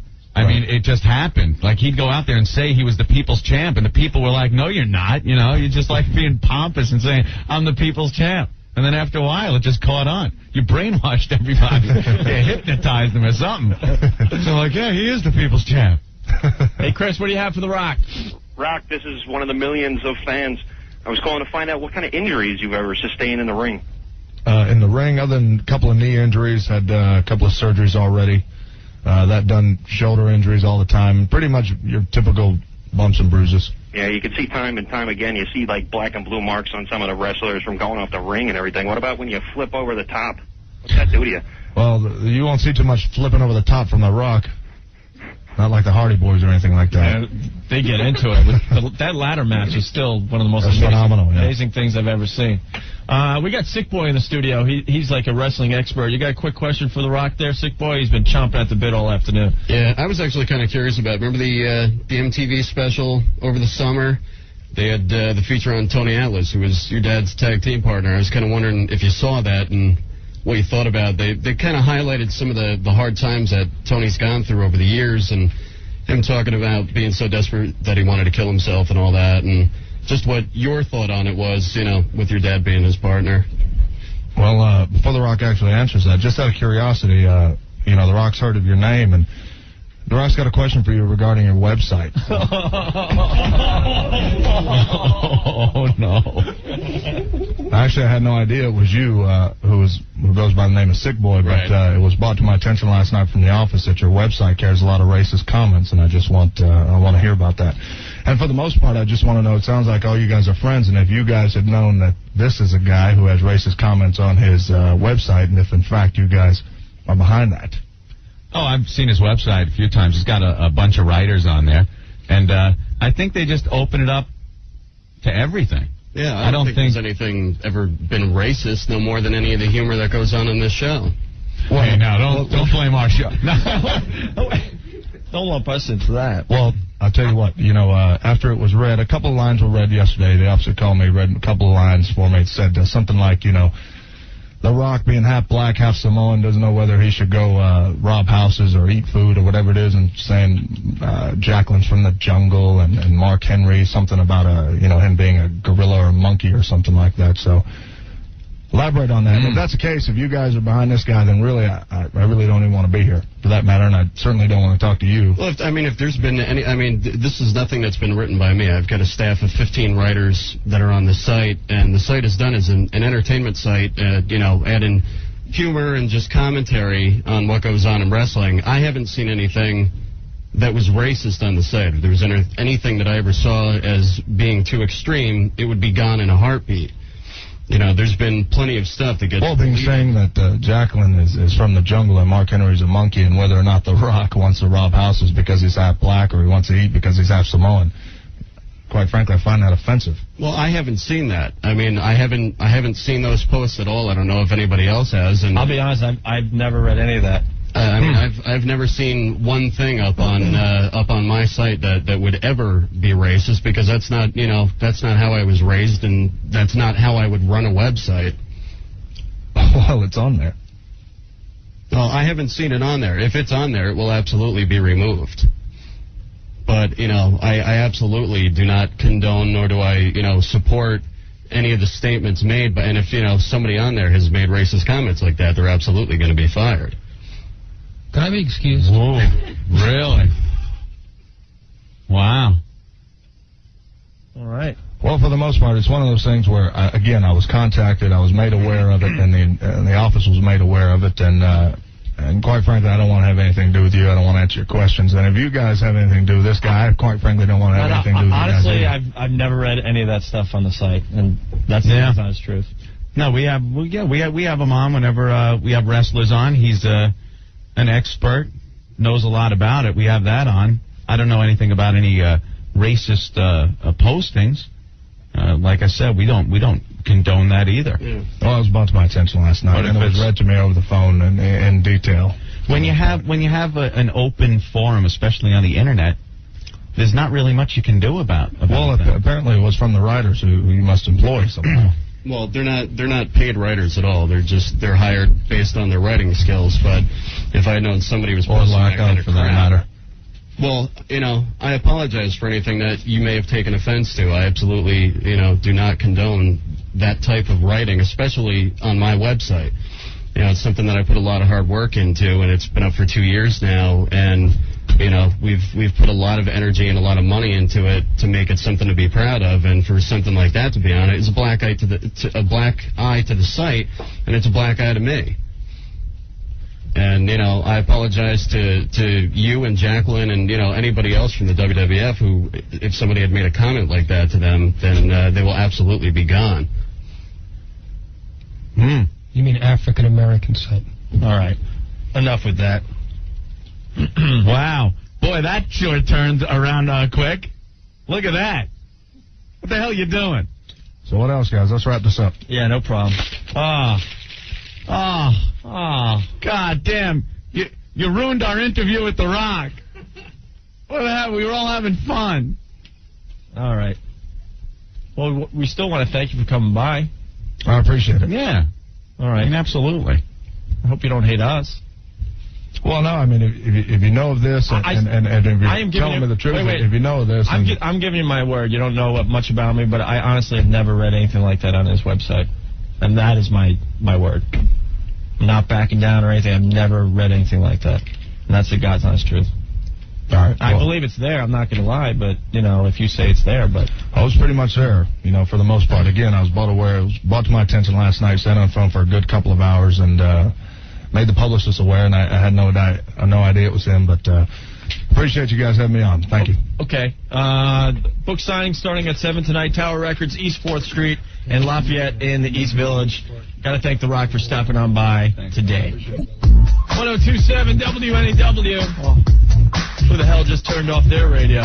Hey. Once again, it's Opie and Anthony. Jeffrey Ross still in the studio. I don't know if he wants to be associated with us anymore, but... Oh, my, that was crazy. That was cringe radio at its best. Jeffrey Ross playing Caroline's tonight, and all weekend long, call Caroline's for tickets, but he is... Thanks for having me on, you guys. He will be there. He will be there tonight at 8. Holy, I am like shaking. Flip from Ossining on instant feedback. Never have I heard your show come to such a screeching halt.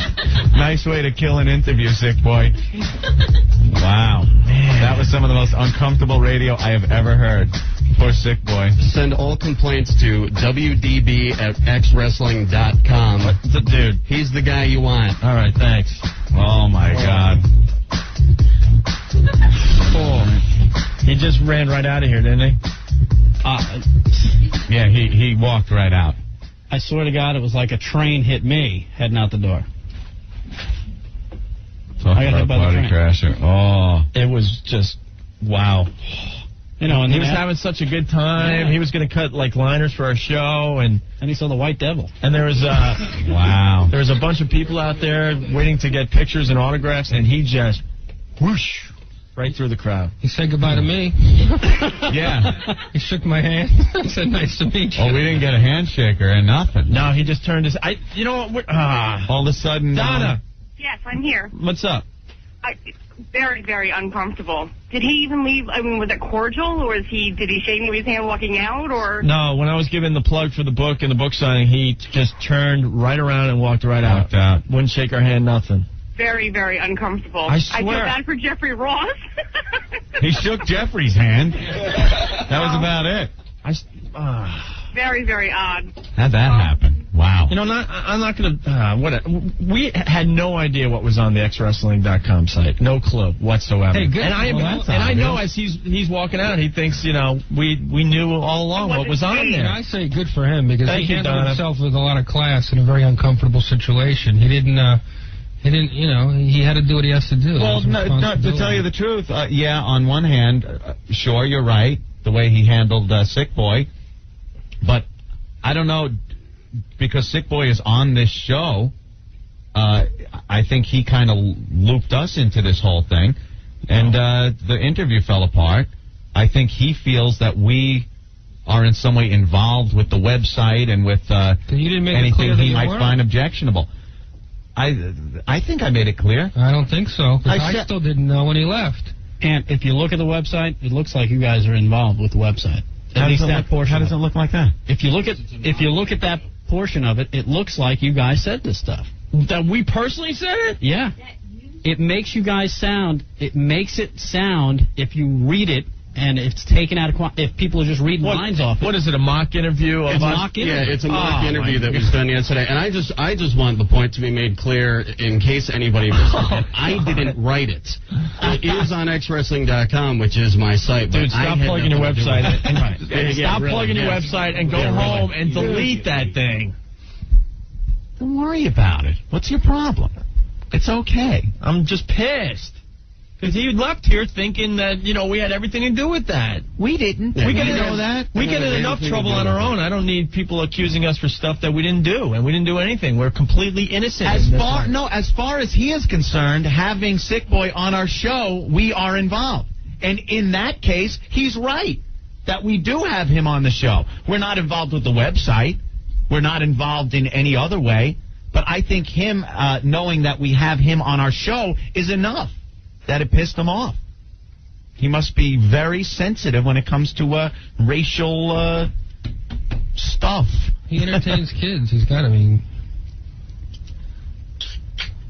I need another beer. Can we light up the Cubans again? You want to burn Cubans? What? Hey, who's this? Is that a train? Danny. Huh? Danny, what's going on? Not much. Yeah, I just wanted to call in. I think the way he left was kind of messed up, you know, because all you guys did was praise him the whole time, and, you know, he just turned his back on you real cold-hearted, you know? You know, I'm starting to get a little pissed off now that I'm thinking about this, and now that he's gone. I mean, does he have a problem with The Godfather? When The Godfather comes out pimping hoes 24/7 and smoking joints and stuff? That seems to be a racial stereotype. See, the whole thing is, though, you know, like, you guys made him so high up on the show, you know, and then he just turns it around because he reads something on the website that had no control over you or the station, you know? Yeah. And it's foul, you know? I mean, you guys had him on, you praised him up, and, you know, he just walked out like a real jerk-off. Yeah, you know, I have so many things going on in my head right now. It's like, he said he spent 2 hours, you know, on the phone about this last night. Yeah. So he should have brought it up as soon as he walked in the door. Because wait. Because if it looks like it's a mock interview that we did with The Rock, so obviously it looks like we're associated with what was said on xwrestling.com. He should have, you know, confronted us as soon as he walked in the door. Dude, I read that post, and it's obvious. It says it at the beginning. It's a fake mock fantasy interview. You would have to be a complete buffoon to think that was real. Yeah. You know, and even if he did have a bone to pick with you guys, he should have brought it up right when he got there, you know, and just made his point. He didn't know. Instead of walking in and, putting you guys into a bear trap.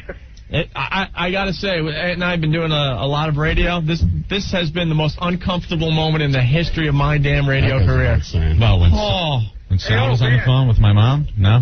That's second at this point, Ant. What's this? The thing that really bugged me was the fact that if they were looking at that for 2 hours last night, nobody took the time to just, from one of his representatives to just send me an email and say, the representatives. Oh, they'll probably be getting an email. Getting an email. I wouldn't worry about that. Yeah. All right. That's all right. They probably can't get on your site right now. It's probably being founded. So Jeffrey, what was going on in your mind? I was because you were the closest to him. You were like 2.5 feet away. Jeffrey, I think he told me before when we were in break. He said if we were involved with that, Jeffrey's leaving now. He's very annoyed and angry at this whole thing. No, it was like I'm in here, playing around with him. He's having fun, and all of a sudden he really.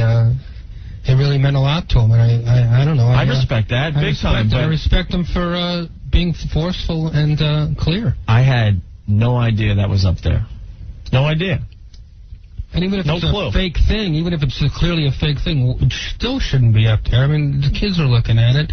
I don't have kids, but if I did, I'd be pretty pissed. All right. See, now I'm on the end of the spectrum where I say if it's the internet, anything goes. I say anything goes. It's First Amendment, man. I don't care what it says. But fine, he's still got to do what he did. Okay, that's fine. He wasn't arguing the First Amendment. He was saying you're a prick and you're a racist if you let that be on your website. I was an innocent bystander, and that's what pisses me off. I had no idea. And like, he dissed us at the end of the interview. I had no freaking clue, and that's what's pissing me off. I had no idea. I told him man to man. I had no idea about what he was talking about.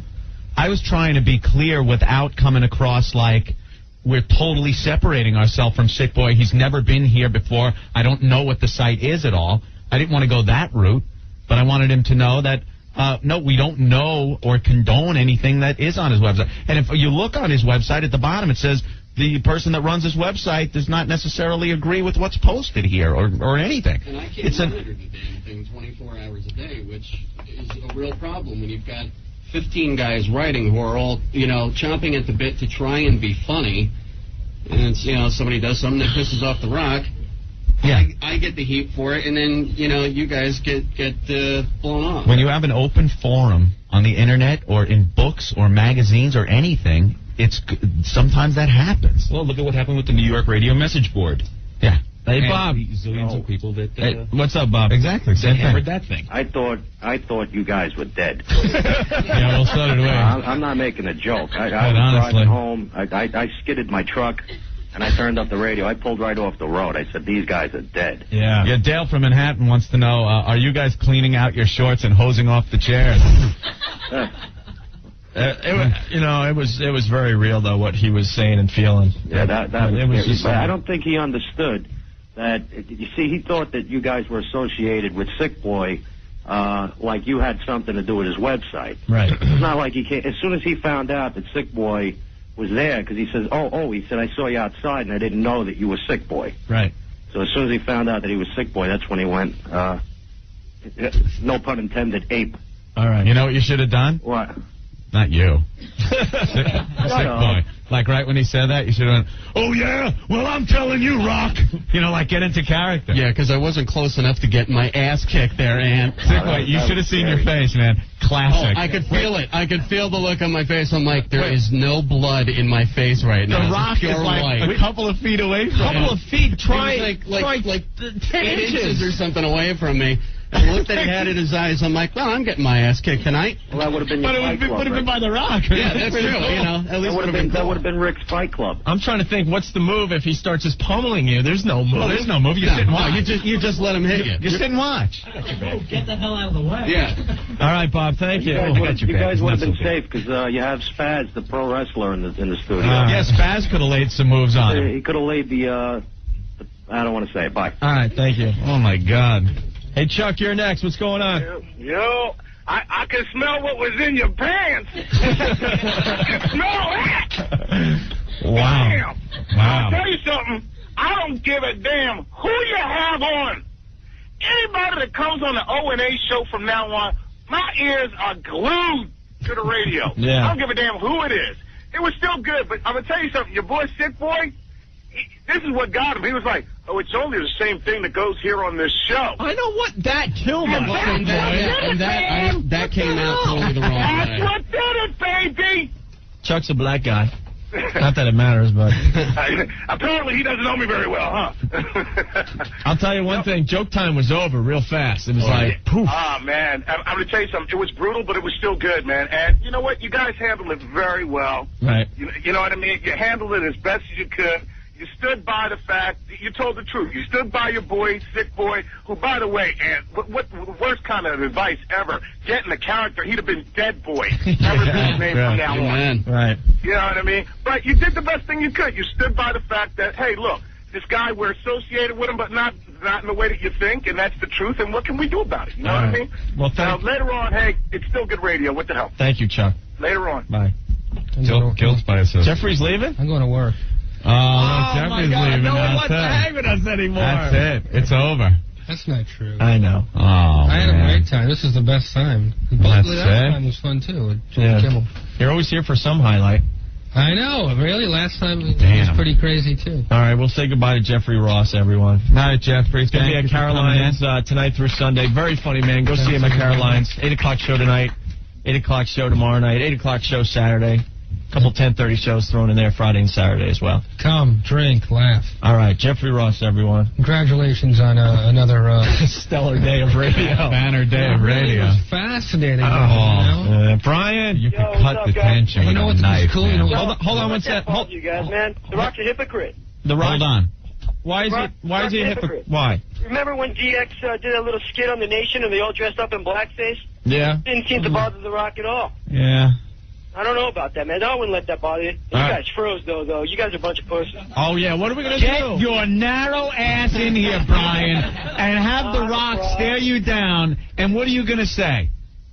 No, I'd be What, are you going to get all bad? I'd be a puss, too. We tried to make our point as best as we could without getting him any more pissed. You didn't see The Rock's face and let me when he was looking at Sick Boy. Wait, and let me give you a little more information. He was not going to listen to anything we said. It was past that. Yeah. He just wanted out of the studio. He knew we were still live on the air. He just wanted out. All right, he's a hypocrite, though, man. If you didn't let that bother him, you know? All right. Later on. Thank you. Ooh, what were you going to say, Jeffrey? You know, forget the context of it all and how upsetting that was. Watching him get mad from 2 feet away, even though he's an entertainer, he wouldn't make eye contact with Sick Boy. He knew for his own head he had to look the other way. Yeah. Or else he would. Well, there's some stories in his book that he has a temper. He has a rage issue. Oh, that's great. No, because I was. Oh my God! You didn't know that? Line of fire. No, you didn't know that, Ant? I've been doing. I've been doing a little research on The Rock and stuff, and he admits he has a rage issue. So when this whole thing was going down, I was just panicking, going, someone is getting killed here. Oh my God! And I'm 6'2", 250. I'm trying to find something to hide under. You know, I'm no small guy, but the Rock's like 6'5", 6'6". The guy's got to be 280 and nothing but muscle. I'm like, he looked over at me once. I saw the look in his eyes, and Jesus Christ. I thought you were This is going the wrong. down, I man. should have stayed in bed today. I thought you were going. Yeah. All right. Oh. Thank you. At least you got an autograph. Yeah, he autographed my book. In your own blood. Yeah. Tim, what's up? Timmy. Tim or Ken? Whatever, whoever you are. Take it easy, Jeff. I think that the Rock ambushed you guys, knew it coming in, and had a responsibility to say that to you up front. And I think, or O&A, you were there commenting on it earlier. I'm very suspicious because if he knew all this coming into our studio and he had a feeling that we might be associated with all that, then I wish he would have said something up front. The air should have been cleared up front and before you guys got on the air. Right. And that show should not have come to the screeching halt that it did. All right. That's all I wanted to say. Thank you. Thanks. Well, now I'm afraid to go to the grand opening of WWF restaurant. Kevin, what's going on? My Yo, what's face up? putting a cheeseburger. All right, what's up? Listen, I just want to say I was on the Rock side, dude. That's okay. Just because, I agree with you guys, too, because I know you had nothing to do with that website.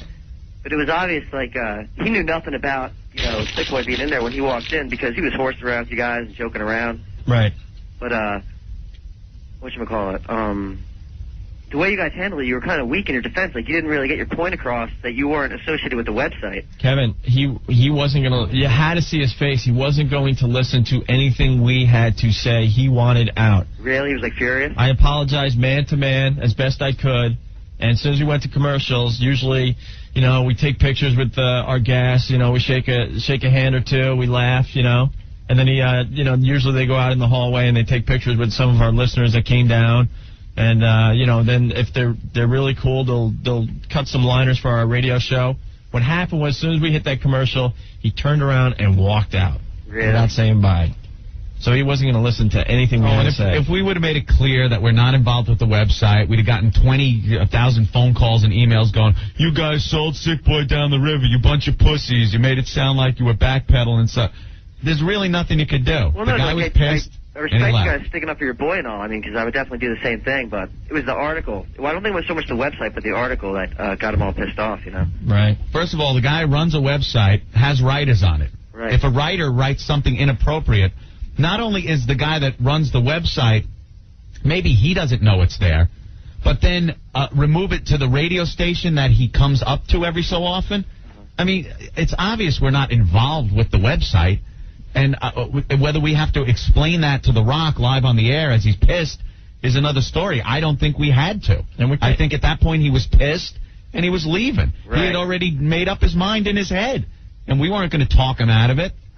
And we can't babysit everyone that is associated with this show. We don't know what everyone does. People come in the door all the time. They got things, they got products, they got websites. What, are we supposed to look at everything and make sure everything's milk toasty right? Before we put them on the air? No, it's not what this show is about. I hear you, man. It's an open forum, and there are First Amendment rights that are protected. If you have an open forum on the Internet... I know. I agree with Jeffrey, though. It's not the First Amendment. It's like, I mean, he wasn't saying that... Well, his personal... No, that's fine. Then he has every right to get up and leave. Right. But we shouldn't have to backpedal or anything. So are you guys pissed off at The Rock? No, he has his own agenda. That's fine. I respect what he had to say and stuff, but if he had any inkling that we were associated with you know, this before he came into the studio, then yes, I am pissed that he didn't say it up front. Yeah. I think he'd be even more pissed if he knew that the guy who wrote that writes for Raw Magazine now. Oh, not anymore. Not anymore. Yeah, well, he's no longer going to be writing for my site. I can guarantee that. All right, Kevin, thank you. Yeah, thanks a lot. Big fan, guys. All right. Later. Bye. God, this is all anyone wants to talk about, but it was pretty intense.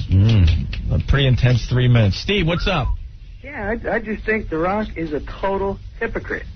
And he's a real jerk. 2 minutes earlier, all he's talking about is when he wants to be a bad guy again, all he's got to do is call people trailer park trash. And all of a sudden it's okay to, you know, it's okay for him to be mad over a website. I think it's a little ridiculous. The WWF is based on pissing people off, period. Yeah. That's why people watch it. It's entertainment. Right. And so is a website. I don't understand. All right. Well, thank you, Steve. All right, have a nice ass, guys. All right, bye. Mark, you're next. What's going on? Opie. Yeah. Anthony, let me tell you something, man. F The Rock. That was, I mean, how do you just come in there and with all the humor that goes on that show like that he could even get mad at something that he don't even know if you guys had a part of? You know what I mean? But I pulled over and I heard you guys crapping your pants. I'm sure all you guys did. Sick boy, he was stuttering so bad he didn't know what to do. I'm sure you guys all enjoyed that. Oh, that was great. Oh, I love you guys, man. But that was ridiculous. From now on, I'm not even going to watch them anymore. All right. Because that was ridiculous. You guys are the best. Keep it up. Bye. Joe in Brooklyn, yo, where in the hell was Old Dirty when you need him? Yeah, he could have smoothed everything out, I'm sure. Hey, George, what's going on? What's up, guys? All right. Guys, I love you and everything, but I never heard so many stuttering. What happened is in my entire life. Well, come on, we admit it. We're a bunch of pussies. We're not this huge friggin' guy. You watch the goddamn show. Don't, you know, we don't trick you guys. We admit we're the biggest pusses. Hey, man, no more raw interviews, huh? What? We have nothing to do I know with it. any I know. It's just off-color posting on any website whatsoever. That's it. The Rock had his mind made up. He left.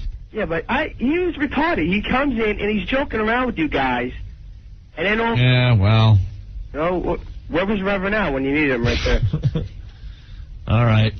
Well, thank you. All right, guys, take it easy. Act quiet. Well, try plunk down 3. I got to hear this guy's logic. All right, Pete. Yeah. What's up? Yeah, I just wanted to say that Opie stuck up for The Rock, and Anthony just kept his mouth shut. Yeah, because Opie was talking. What am I supposed to do? Talk on top of Opie? When he was done, then I put across my point. Well, I don't know. He was just saying. He was like, when that had anything to do with it, we had nothing to do with it, and you just kept your mouth. I didn't want to sound like I was backpedaling. I don't know. I think you backed up. I think, you pussied out. Pussied out? He made his point, too. You know something? I got it. So much was happening at one time. I got to listen to a tape back of that and just hear what went on, because I thought I had explained pretty well. Right. What my point of view on this whole thing was. I don't know. I guess I was just going, I died, and didn't even know it. I don't think any amount of reiterating the same point was going to convince this guy otherwise. No, you could see it in his face and in his body. He was done. Done. There was no talking. Well, and why try to... the way I got it, I just saw Opie trying to, stick up for you guys. And one thing I learned from this show, the more you try to explain something, the... Thanks for cursing, you ass. We had to dump out of that. All right, man. Thanks, Again, Pete. fellas. Bye.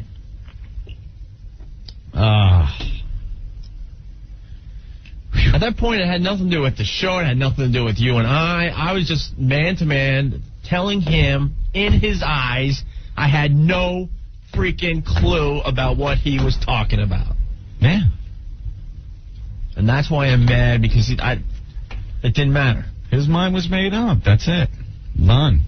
So... Done. All As soon right. as he said he had heard of the website, I'm like, I got a feeling this ain't a good thing. I saw his face. He turned around. He did that snort thing, that you see him do in the ring. The Brahma Bull. He did the snort thing. He kind of looked over sideways. All right, Lisa, real fast.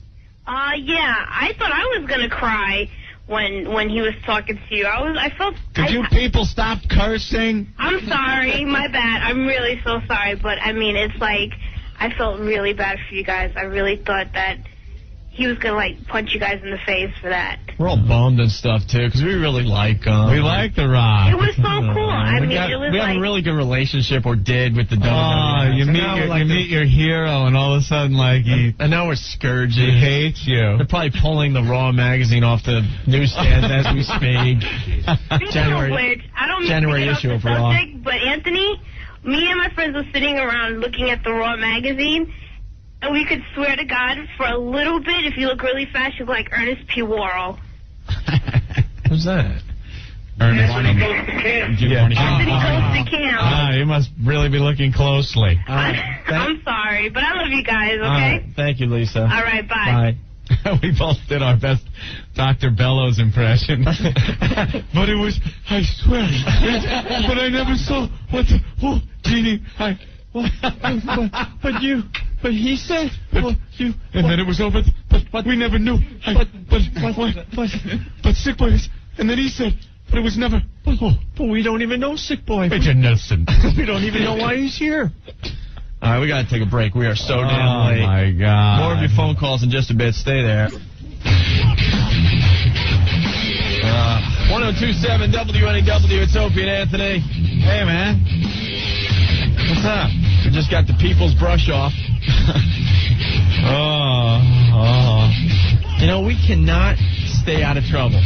We try. I thought today would be the day we'd just have a boring Opie and Anthony show. Have a little interview with The Rock. And then we go eat some food at Paisano or something. Yeah. But no. Somehow we're always ending up in some form of trouble. Maybe it was all fake and we're just going to be part of a storyline for the WWE. Oh, you think? Yeah, that must be it. Go ahead, taunt them a little bit then. Oh, yeah. Was he acting in? I don't think so. No, we know he wasn't. Now, what about, if we go to the grand opening? Well, we are invited. Mike, what's up? Oh. Hey, how you doing? All right. Is it a big place? Will there be a lot of people? Can we steer clear of a wrestler, right? Huh? Sick Boy used to be a wrestler, right? No. Oh. Yeah, well, I think The Rock should have spit in his hand and punched you right in your mouth and broke your lip open. All right. Oh, cool. Thank you. All right, pal. Bye. Bye. All right. Grant, what's going on? Hey, what's up, O&A? All right. That was kind of rough, man, but I got to take the Rock's side. Sick Boy's got to go. I'm looking at this website, and the guy's ripping him. How do you expect him not to react like that? He has every right to react how he did. I just, But it's not your fault, but somebody should have called Sick Boy right out onto the carpet. I think The Rock did. But I think he wanted you guys to call him out onto the carpet, How too. can we call him out when we haven't seen what he's talking about? But The Rock's telling you what was there. All right, So? but we have to read it for ourselves, and This could be The Rock the way he's talking. Well- The Rock's telling you it's there. He's like talking to third person. No, it's here. I mean, The Rock's right. I'm looking right at it. Right. And I know if it was me, I'd be pissed off, too. All right, he has every right to. But, I don't know, maybe you guys have somebody go check out the website, and maybe you could I think give everyone... The Rock a call and say, hey, listen, you're right, and we don't condone it, and the Sick Boy's not allowed on the show anymore. I think a ton of people checked it out. I think more people checked it out because The Rock mentioned it. Oh, well, yeah, sure. There's probably thousands of people that would have never even seen it. Endorsed by The Rock. I don't know. I don't know if endorsed is the word. I can see The Rock's point. I thought he was going a little overboard, but looking at it now, I can see I have no what he's problem with any of that. I just, I don't want to keep saying it, but I said man-to-man to him that had no clue, and, he dissed us at the end of the interview. We were having fun. And the truth is I had no idea. Well, maybe you guys can talk to him and patch things up, because their interview was going really cool. And then you guys did a great job. And then at the end, I assumed, we'd continue the discussion off the air. And no, he just bolted. He left. And Psycho Mark, you're out of your mind. Oh, my God. Psycho Mark, who, is also in charge of trying to get some of these guests to cut IDs for us. You still went up to him and said, hey, can you cut that Opie and Anthony? That's a big breath. What did he say? What did he say? No, I'm not cutting that ID, not if they're associated with them and all that. So he still thought that we were. Yeah, and the WWF lady was real PO'd, too. But, she's PO because she's got to be. Yeah, maybe you guys might want to give Vince a call and let him know that everything's really cool. Yeah. You don't want to have him dissing the show now. All right. All right, hey, thank you. You guys suck. Thanks, Greg. Bye. I mean, that's ridiculous. It's like somebody getting, putting a sign up in the crowd at the WWF, someone reading the sign, getting offended, and being pissed off at the WWF because there's a sign. You know what I mean? There's many things he said that were very hypocritical in our interview, if you really want to get into it. When we were talking about the signs in the arena. Yeah. And we asked if any of them make him laugh. He goes, yeah, when I see the one that says big red retard. Ah. Retard, very derogatory word. Mentally handicapped, Opie. Just saying, where do you draw the line?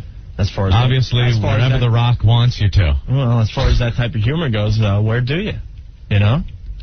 Can't believe Sick Boy. Look at him over there. Brush with The Rock. Almost killed by The Rock. Wow, that's pretty cool.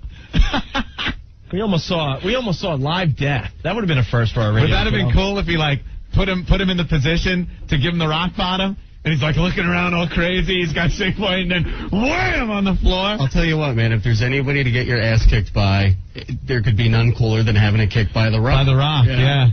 I mean, as intense and as serious as the whole situation was, afterwards, it was like, hey, wow, The Rock almost kicked my ass. Yeah. But you could go down on the street and get your ass kicked by some nobody. Yeah. Rick has a great line here. He writes, we are the Jennifer Lopez to Sick Boy's Puffy. Yeah, guilt by association. All right. Oh, man. Hey, Tom, what's going on? Yo, what's up, guys? All right. Yo, I think Sick Boy's the pussy here, man. Sick Boy's sitting there and he's saying, oh, I don't know what's up with the site. I have no idea what's on it. And then as soon as The Rock leaves, he's like, oh, it was this guy. I know exactly what you're talking about. That was it. That was after the commercial break, moron, when Spaz ran me out into the hallway and showed me what it I have was. no idea what's on the site. I don't know what's going on with it.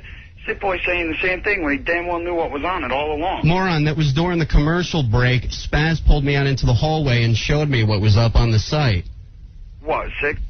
He showed you on your site? Yeah. I don't monitor the site 24 hours a day. I got 15 writers who do their stuff on Wrestling Uncensored. I don't sit and monitor them. I got a business to run. Yeah, I know, man, but now your business is taking a hurting, I don't know. You just gotta watch that more. I want to know which show came more of a screeching halt. Like what was the seatbelt airbag factor more? Sick Boy asking Rock a question or Rick taking a picture of Jay Moore? Like what brought the show to more of a screeching halt? Not a fear factor. I'm not talking about that. It's just more of the screeching halt factor. We were able to smooth over the Jay Moore thing. I don't think we're going to be able to smooth this one. No, this one was 80 into the brick wall. That one with Rick and Jay was a close call, but I think Rick probably could have held his own with Jay. Me versus The Rock, there's just no goddamn contest there. Sick Boy versus The Rock. Sick Boy, go home and get rid of that, man. Yeah. Oh. I'm turning your mic off. What's the matter, O? Just another day on the Opie and Anthony show. That's what this show is all about. Mitchell, what's going on? Hey, what's up, man? All right. Listen, Ope, I think you better cut out on that man-to-man stuff for a while there. You're saying man-to-man.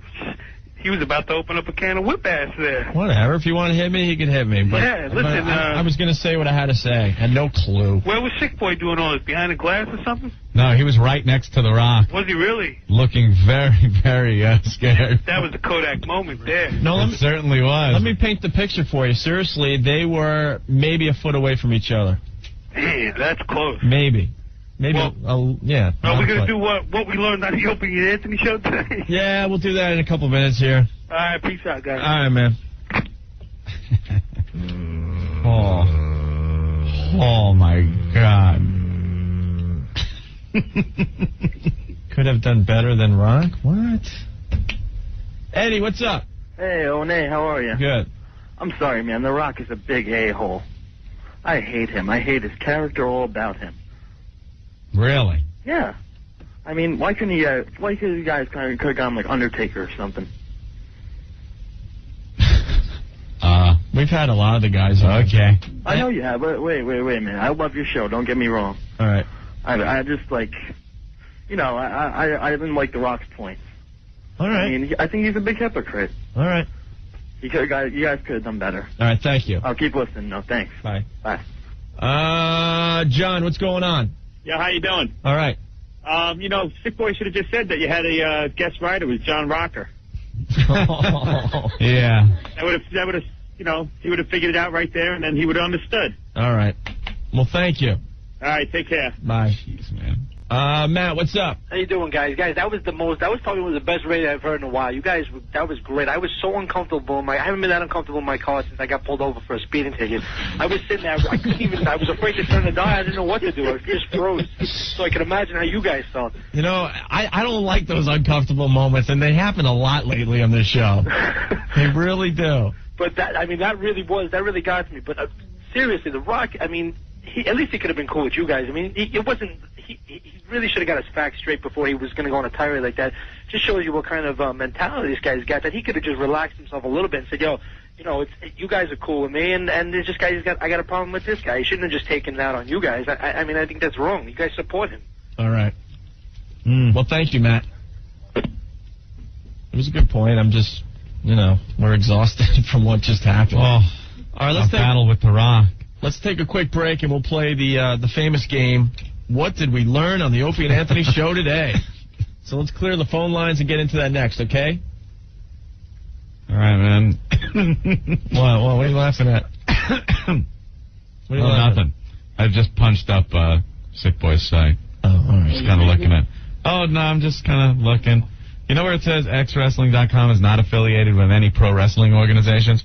Could you put the Opie and Anthony show on there? That would be nice. All right, we'll be back. Just about done, Anthony. That's the truth. 102.7 WNEW. Woo! All right. Thanks for tuning in today. You almost saw a murder today. What other radio station's going to give you that? We should have played a lot of music today, Anthony. Maybe taking a vacation day. That would have been fun. All right, let's play What Did We Learn on the Opie and Anthony show today? Oh, no. This is going to suck. Why? Oh, gee, I wonder why. Maybe we should call the WCW and say how much we like them. Ooh, man. That's just a joke. Adam, what's up? Yeah, what's going on, fellas? All right. I learned today that The Rock or Dwayne Johnson, whatever he wants to be called, is just a big bitch. It's all wrestling. It's not even about wrestling anymore. It's a commercial about promoting yourself. What about the days of the Ultimate Warrior and Hulk Hogan were around? You know, that was real wrestling. That was real wrestling. All right, there you go. All right, Adam, thank you. All right. You know what? You know what you should have done, Sick Boy? Right when you were face to face with The Rock, and he was saying, "Before I answer that question, let me ask you this." You should have went, "It doesn't matter what you have to ask me." Oh yeah. I just wanted to see Sick Boy get hit. Alan, what's up? Been classic. Hey, how you guys doing? All right. Yeah, I learned, you know what I learned today? I learned that Opie and Anthony and The Rock know how to fool their audience. It was a big setup. Good job, guys. Yeah. Really? Jesus Christ. I think we're that smart. Anything that happens in here, people will think is a setup. You know, I guess because it is just so freaking ridiculous. Whatever goes on in here. No, unfortunately, that was... Believe what you must. Jason. The real deal. What's up? How you doing? Good. Man, you guys almost had some murder over there. Yeah. That's what I learned. All right, thank you. All right, later. Bye. Oh, my God, I'm learning something from these calls. It's time to go home. Yeah. Didn't we learn anything else today on the show? There was some good stuff today. That pretty much canceled out the rest of the show right there. Yeah. Chris, what's going on? I learned The Rock is an idiot on the radio, too. Hey, you guys should have had Spaz wrestle him. Oh, yeah, that was Spaz, our savior, our hero, would have smoothed the whole thing over. Even Ed and I don't dislike Spaz that much. He would have got killed. All right, thank you. Hey, you guys rock. All right. Jason, what's going on? Hey, what's up, guys? All right. What I learned today was whoever schedules your commercials is really warped. Why? First commercial break after Rock leaves is a promo for the upcoming WCW event. Was it really? I swear to God, I had no clue. I swear to God, I was listening the whole time. Thank you. All right. Thank you. Bye. TJ, what's going on? What did you learn on the show today? Today I learned that you guys almost had the last live broadcast of your life. Yeah. Very That's good. pretty close, man. Oh, man, when he left the studio, he wouldn't have cared if you wiped the plugs with your butt, seriously. Yeah. All right. You guys rock. Thank you, TJ. Bye. We were sharing moments with The Rock. There was a picture of him with Andre the Giant holding him in his arms when he was a little kid. And we got the pictures before the problem started, so at least we got a couple of pictures with him. Oh, man. Jeff, what's going on? Yeah, hey, what's up, guys? Listen, I learned today on the show that The Rock really isn't a dick like everybody's saying. He just, stated his opinion and got pissed off at Sick Boy. I don't really think that the stuff should have been said on that website, but he didn't know about it and you guys didn't know about it. All right, thank you, Jeff. No problem. All right, bye. Jerry, you're next, Jerry. What's up? Hey, how you guys doing? Hey. I learned today that if I go into the bar before the O&A show is over, I missed the best radio of the damn week. You missed it? Yeah, I missed it. Oh. Had to take the clients out, so because they want to go out boozing. I get back in the car and I'm hearing about this, and I'm saying it never works out. Jerry, it was the most uncomfortable 3 minutes of my radio career. Well, I'm sure you guys handled the best. You guys are the best. I mean, we're trying to talk to him or say anything, and he's just looking down like this, and then he goes, "Let's wrap it up, guys." And then what did Sick Boy say to him? We rehashed it for the last hour, but I don't know. All right, well, you guys, I guess I got to tune in when you guys go on vacation again so I can find out what I missed. All right, man, thanks. You guys are the best. All right, bye. Jason, what did you learn on the show today? I learned that you guys are like those convicts that you had call on from jail. You're both getting blamed for things you didn't do. All those convicts were innocent. Yeah. Very good, man. All right. Bye. Tim, you're next. What did you learn on the show today? Guys, I learned if you guys ever suffer from constipation in the future, just think back to today's show. It'll clear you guys right up. Yeah, I got to check my pants, man. Yeah, go out and get some new shorts, guys. All right, thank you. Later. Bye. Tommy, what's going on? All right, what I learned today is The Rock needs a reality check. as for a professional, he should look into more on how he's acting. He should, you're there helping him plug his book and everything like that. And, his fans are what makes his book and what makes him who he is. Right. And to pull a stunt like that, as a professional people handle themselves a little bit better than just run away like that. All right, man. Thank you. All right, thanks. Bye. Oh, great instant feedback. Some guy saying that when Rock was explaining his point, I should have ping-ponged him. Oh, yeah. Oh, my God. Joe, what's up? Yeah, I learned one thing. I learned a couple of things today, but mostly that I could get disappointed in you guys, and that you guys were sounded spineless, man. Yeah. I was really disappointed. How? I mean, you grew up in New York. You should have stood up for yourself. And I know the guy's a big guy, but what's he gonna do? Beat the crap out of No, you? like I said, I got to listen to the tape because I thought we actually told him what was going on. And Joe, what? Yeah, but just like the tone of your voice, though. Joe, like you were saying, you were stuttering. You sounded like you guys were scared out of your minds. It was so uncomfortable in here. You got what are we supposed to do? Joe, just all of a sudden, hey, what was Rock, he gonna do? Beat the crap out of you? Joe, Come on. we were blindsided, first of all. All right, and we didn't know what to say because we didn't even know what he was. I swear to you, I'm going to say it again. I had no clue what he was talking about. All right. I still love you guys, but I'm a little disappointed. Whatever. That's fine. It's going to happen on this show. You know what I mean? But I freaking had no clue what he was talking about. If you were here, it was very obvious he didn't want to listen to anything we had to say at that point. So you know what? Then the hell with him. The hell with him. Then he's not. He's really not a friend of the show. All right, Joe. All right. I'm sorry, guys. Bye. One last call and we'll get out of here. Damned if you do, damned if you don't, Opie. Jim, thank God you're the final call of the radio show today. What's going on? Nothing much, Joe. Just learned what the true meaning of train wreck radio is today. If that wasn't heart-stopping to listen to you two guys squeal like that. You gotta be the two biggest fags in the radio. You sick bastards. You guys enjoyed that. It was the best. It made me sick to my stomach to listen to you guys squirm like that. We were dying, man. I got to hear the tape. The two of you It's going to be painful to listen to. But I don't know. It was just... And Sick Boy. Oh, my God. I hope you guys enjoyed it. Loved every minute of it. You guys suck. All right, Jim. Thank you. We'll play the last, 20 seconds of that interview instead of the train next time. I'm leaving. All right, let's get out of here. Yeah. I'm going to be taking the back way out just in case someone's waiting out front.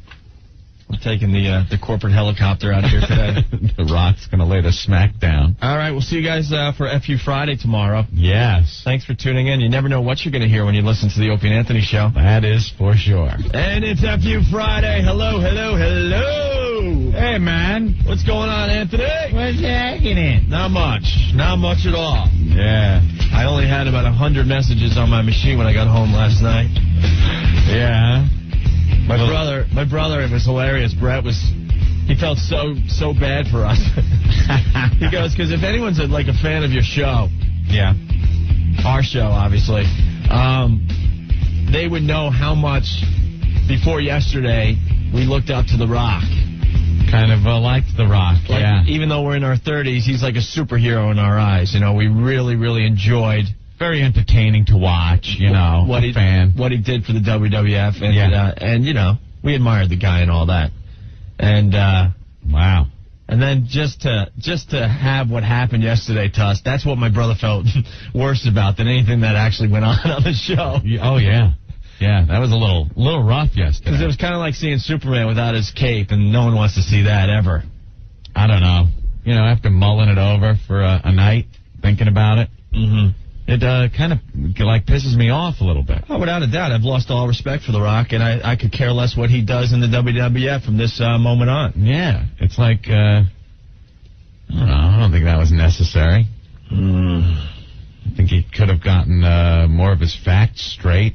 I think he made up his mind and walked without really knowing what the real deal was. Right. Well, I guess we're going to play the uncomfortable... Oh, are we? The uncomfortable part of the interview. Oh, no. Just because, the response on it is just unbelievable. We're going to do it a little later, though, because Lewis Black's coming in here at 3:30. Oh, no. But later on in the show, we'll definitely rehash the whole thing. But you know what? I mean, my blood today is absolutely boiling. It really is, because, you know, we were blindsided. I swear to you, and I said it right to his face, man to man. I had no freaking idea what he was saying. Yeah. And that is the God's honest truth. And he was expecting us to, you know, just trash Sick Boy in front of his face. We didn't have any of the facts at the time or anything. Let me tell you something about my side of this whole thing. I visit Sick Boy's site a lot, the X Wrestling. And I've seen what's on the site. You know what it is? It's satire. It's comedic writing. It's funny. It's not... And it is really politically incorrect.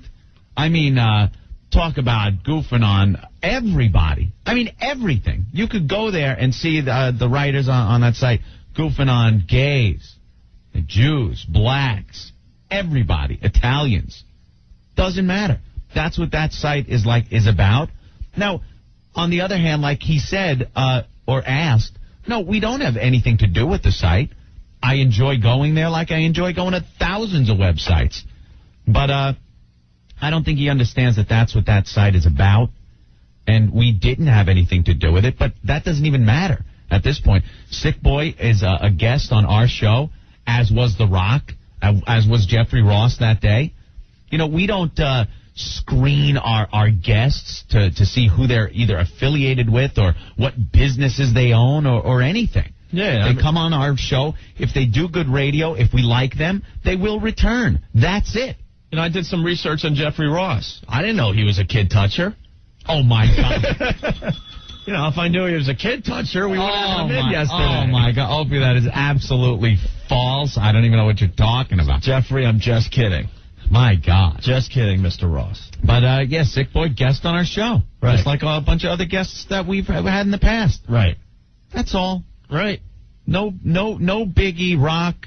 He didn't have to freak out like that. I understand it's a touchy issue with him. And I don't care how blown up he is and how big he is, because he is absolutely not huge. Today, because he's not here. Well, no, but he truly, in my eyes, he's not even a man. And I'll tell you why. Because after the segment was over and we went into commercials, and I told him what I knew about the situation and explained his point of view. Yeah. Any other man would at least stick around and maybe discuss it for 5 minutes. Maybe.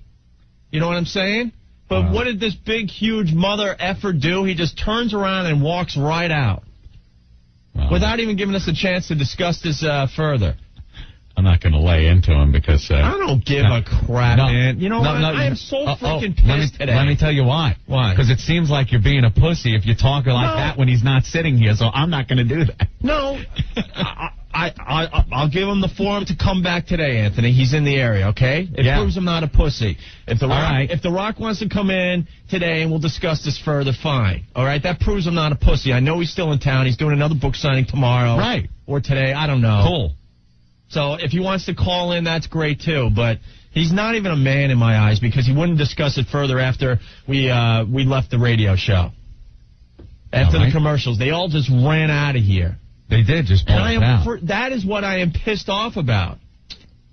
And if he really wants to get on this racism soapbox of his, okay, why doesn't he look within the company he works for? And by saying that, I am totally for what the WWF does. Right. Okay? But if he really is that concerned, you know, he makes a pretty good living from a company that exploits stereotypes. Let's face it. Sure. And I have no problem with that. Yeah, no problem whatsoever. It's entertaining. We exploit stereotypes on this radio show. It's funny. It is funny. And like it's funny when you watch it on WWF and you see The Godfather come out. And he's dressed like a pimp. And he's pimping hoes. And smoking weed. You know? I mean, come on. That's not a stereotype? I hear on The Rock's website he has a whole section on trailer park trash. Yeah. Some people would find that very offensive, Rock. Right. I don't know.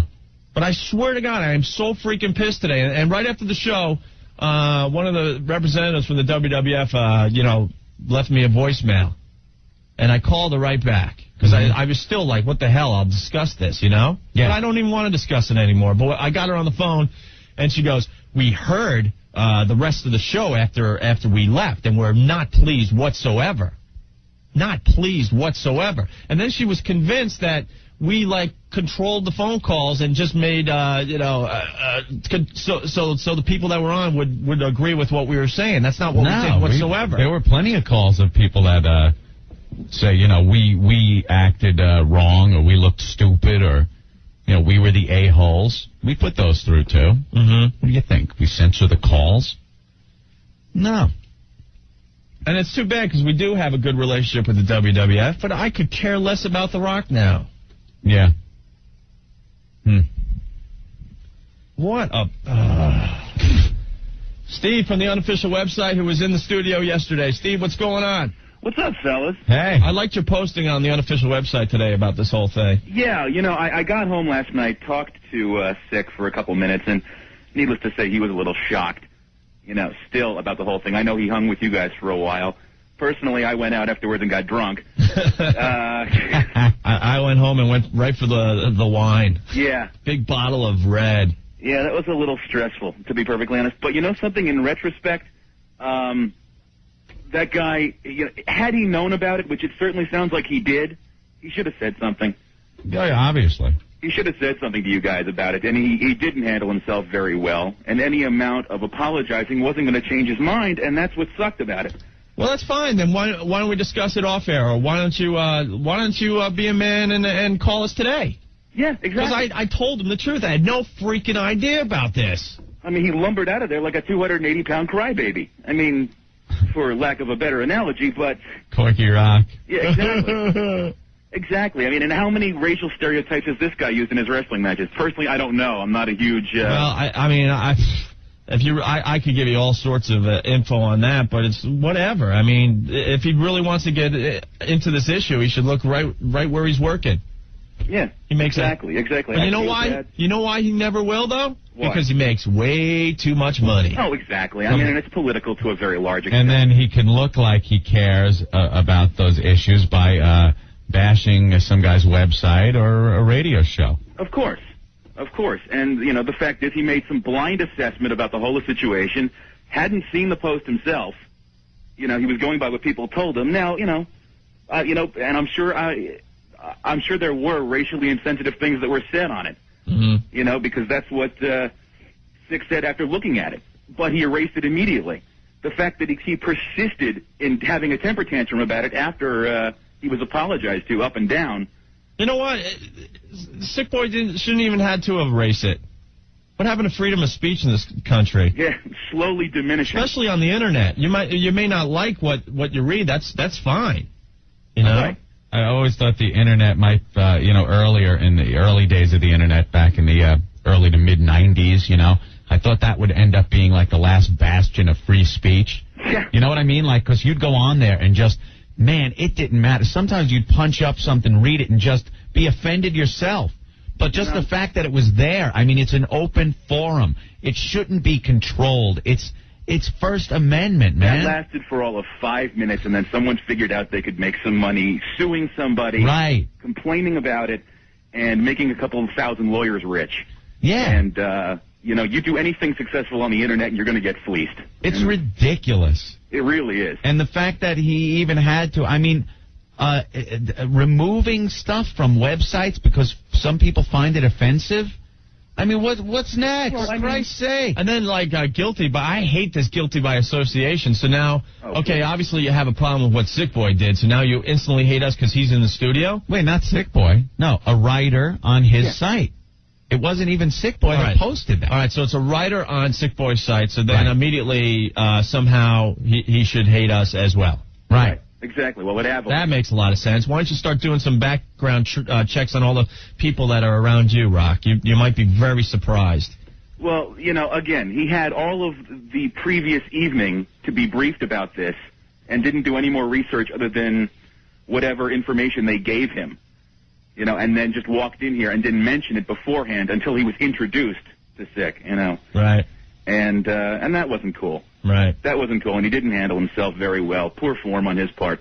Well, if you didn't want to get into it on the air, well, we did go right to commercials. Yeah. And they didn't even look at him like, you know, like, hey. I was like, hey, you know, I wanted to see if he was going to shake my hand or something. But he just turned around and gave me walked that out. look and turned around and walked out. It's like, man, you know, and that kind of pisses me off because, you know what, you're looking at me like, sorry, I cursed. Looking at me like I'm Mr. F and KKK or something. Yeah, I know. You know, that pisses me off. It was a temper tantrum. It was a temper tantrum, you know, however you want to look at it. But, you know, it's, you know, you broke my toys. I don't want to play with you anymore. Yeah. You know, and that's childish. That's childish. And it's a shame it had to happen live and that the guy couldn't handle himself a little bit better. Well, I don't mind that it happened live. It was interesting radio, that's to say the least. I mean, no one turned off the radio yesterday. Oh, I'm quite sure that's the case. I mean, I don't. The most. I don't enjoy being in those situations, but it makes for a good listen when you're in your car. No, that was definitely the most awkward silence I have ever been a part of. Yeah. And then you're trying to think as quick as possible to come up with, you know, something. Yeah, exactly. But I was just so shocked because this came out of left field. I'm like, I mean, my famous line, what happened? I thought we were all just having fun here. Exactly. Yeah. And then poof. You know, you're total deer in the headlights. Right. Well, oh my God, I just got hit. Right. And I had nothing to do with it. And you were on the Opie and Anthony show. You weren't on the Sick Boy show. You weren't on a wrestling site show, or you know what I mean. Yeah. You were on our show, and God damn it, we had nothing to do with it. And that's and that's what sucks about the whole situation is that the guy didn't want to listen. Right. The guy didn't want to be apologized to. He wanted to have his temper tantrum, and I looked at him right in the eye. I said, "Dude, I had no freaking idea. No idea." So.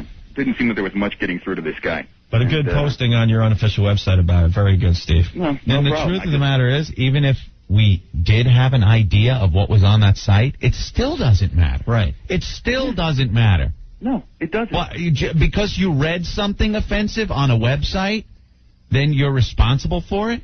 Or you should have to be held accountable for it? Well, I mean, Please. Unfortunately, there is some degree of responsibility one must take when you go into this thing. I mean, you know, understandably, Sick didn't write it, but you know, it's like if one of the writers on the unofficial site, and they're all great guys, you know, Frank, Joe, Josh, if one of them all of a sudden started spewing forth racially incentive remarks, people are going to start looking at me. Right. And asking me, why the F are you letting this guy write for this site? And then he wanted us to pretty much sell Sick Boy down the river. We're not going to do that. We're not going to do that to anyone that helps out our radio show. Especially before we get all the facts and look into it. If you've been to the site, it is satire. Yeah. It is politically incorrect satire and commentary on wrestling and other stuff that goes on in the world. And on the top of that very post, the author even wrote, this is a mock. This is not real. This is not to be taken seriously by whoever's reading it. Was it distasteful? Yeah. Was it politically incorrect? Yeah. Sure. I mean, but you know something? So what? It was a little comedic thing that he threw together. And why can't you put racial stereotypes in comedy and not be lambasted for it? If The Rock doesn't agree with it, fine. He doesn't have to read it. But then what's he going to just disassociate himself with anyone who's even read the site? Well, it's ridiculous. I didn't even read the site. Yeah, Hope didn't even read it. That's what blows me away. He has every right to be pissed off, but he's attacking the wrong people, first of all. He walked off our show. It's interesting. When you look at racial stereotypes, and some comics do get away with it, some comics don't. Yeah. The ones that do that Apollo Theater show. Oh, yeah. And let's make it clear. I mean, we stereotype on the show, definitely. Oh, hell yeah. Sure. So, because that's a part of comedy. It has been for many, many years. So wasn't The Rock part of the Nation of Domination? Remember that? I remember that. He had that, and the guy that is the Godfather now was in there, and D-Lo, and they were it was like a white-hating black supremacist group. Why is it okay in that regard? Yeah. I mean, Rock was part of that. He got in a battle with DX, and they all got in blackface, went into the ring, and started imitating the Nation of Domination in blackface, doing like stereotypical black lingo and walking and talking. The Rock was drawing a paycheck on that, so I guess he He didn't. That didn't upset him that much. The more I think about it, the more hypocritical this guy seems. Yeah, with like 24 hours or so to mull this over, it's like, wow, exactly. man, it's leaving a bad taste in my mouth. Exactly. Well, you know, at the time, you're stunned. You feel like you just got hit upside the head with a baseball bat. It's hard to think of all this stuff. And you know what? We don't want to sound like pussies today. You know, I'm going to say it again. If The Rock wants to discuss this further, we're here. I'll do it face to face. I don't care. It's a very smart thing to say. No, it's the truth, though. And he's still in the area. It's not like he had to fly anywhere else. He's doing another book signing somewhere today. I know where, but I'm not going to give him any more publicity. Screw him. Sure. He's not a man. He didn't want to discuss this off mic. Screw you. Jackass. Man to man, I told you I had no freaking clue. And like a baby, you had to walk off the show. Well, look, if you want the full story, check out the little snippet I wrote on the FoundryMusic.com site. All right. Well, we're gonna. If we have time, we're definitely gonna, replay the uncomfortable moment from yesterday. Like if you do, I'll call sick and try to make sure he's not listening. Honestly, Rick was listening to it in the office. I couldn't even listen. I was like, turn it off. He kind of made us look kind of stupid. Yeah, it's just uncomfortable. It's awkward silence. It's it's a lot of people going Right. Yeah, well, you're trying to, get your thoughts together as the mics are on, And then when you're blindsided like that. And then, of course. And then you quickly realize, you can't say anything. This guy's not going to listen to anything. Right. Exactly. All right. And what were you going to do about it? Nothing. There you go. Well, thank you, Steve. Not a problem, man. All right. Talk to you soon. You got it. Bye. Bye. How pompous. Huh? How pompous, too. What the hell walk in here? What did people think? He thinks people want to hear Dwayne Johnson? They want to hear The Rock. Dave. What's up, O&A? How are you? I think I came to the conclusion why The Rock kind of flipped out on you guys. Yeah. Well, because I taped it for my friend, and I kind of went back to it, and I listened to it, and when Sick Boy asked that question to The Rock, and The Rock said, before I answer that, I got some questions about your website. Yeah. And all you guys were like, oh, no, kind of like saying, like, oh, no, he's in trouble now kind of thing. Yeah. Well, just because but we had no idea he was bringing up that. Yeah, you know what? Like, 'cause if I was The Rock, I'd probably think to myself, I go, oh, they probably know what's on the site because they're saying that. No. And he's probably thinking, oh, yeah, these guys are in it too. It was more Screw that them, we know Sick Boy has an edge to him. That's all I was thinking when we had that reaction. Well, I still think it's kind of dick on The Rock's, side. Yeah. He's a hypocrite. All right, man. Okay, man? Thanks, Dave. You guys are great. All right. Later. Bye. James, what's going on? Hey, Open Ant, it's Jamie the bus driver. Listen, man, I was dying to get in last night to call. It was too late. And that's been on my mind just as it's been on yours, and I'm not even part of the show. First of all, I want to say I'm not a racist. I'm an Italian guy. I'm married to a Puerto Rican. We have kids. Okay, but The Rock was way off, number one. I mean, he should no way have laid into you guys by any way, shape, or form. That's number one. Number two, this is not a political forum show. You know what I'm saying? Yeah. It's a comedy show. And whatever stuff that's written on that page, like you said, you kind of stole my thunder about the satire and stuff like that. It's satire. It's all as a joke. Mm-hmm. And it pissed me off to listen to him get all twisted. Right. And I bet you he laughed his ass off while Chris Rock was calling the Backstreet Boys crackers with attitude. Right. You know what I'm saying? Or whenever he listened to Richard Pryor or Eddie Murphy joke about Asian people. Or watching the Godfather do one of his skits. Yeah, there you go. Come on, let's face it. Yeah. There's no way, he could have took that stance. He had other issues, that dude. And by him taking it out on you guys was wrong. Right. And, I got a little bone to pick, though. It seemed like you guys did a little bit of backpedaling.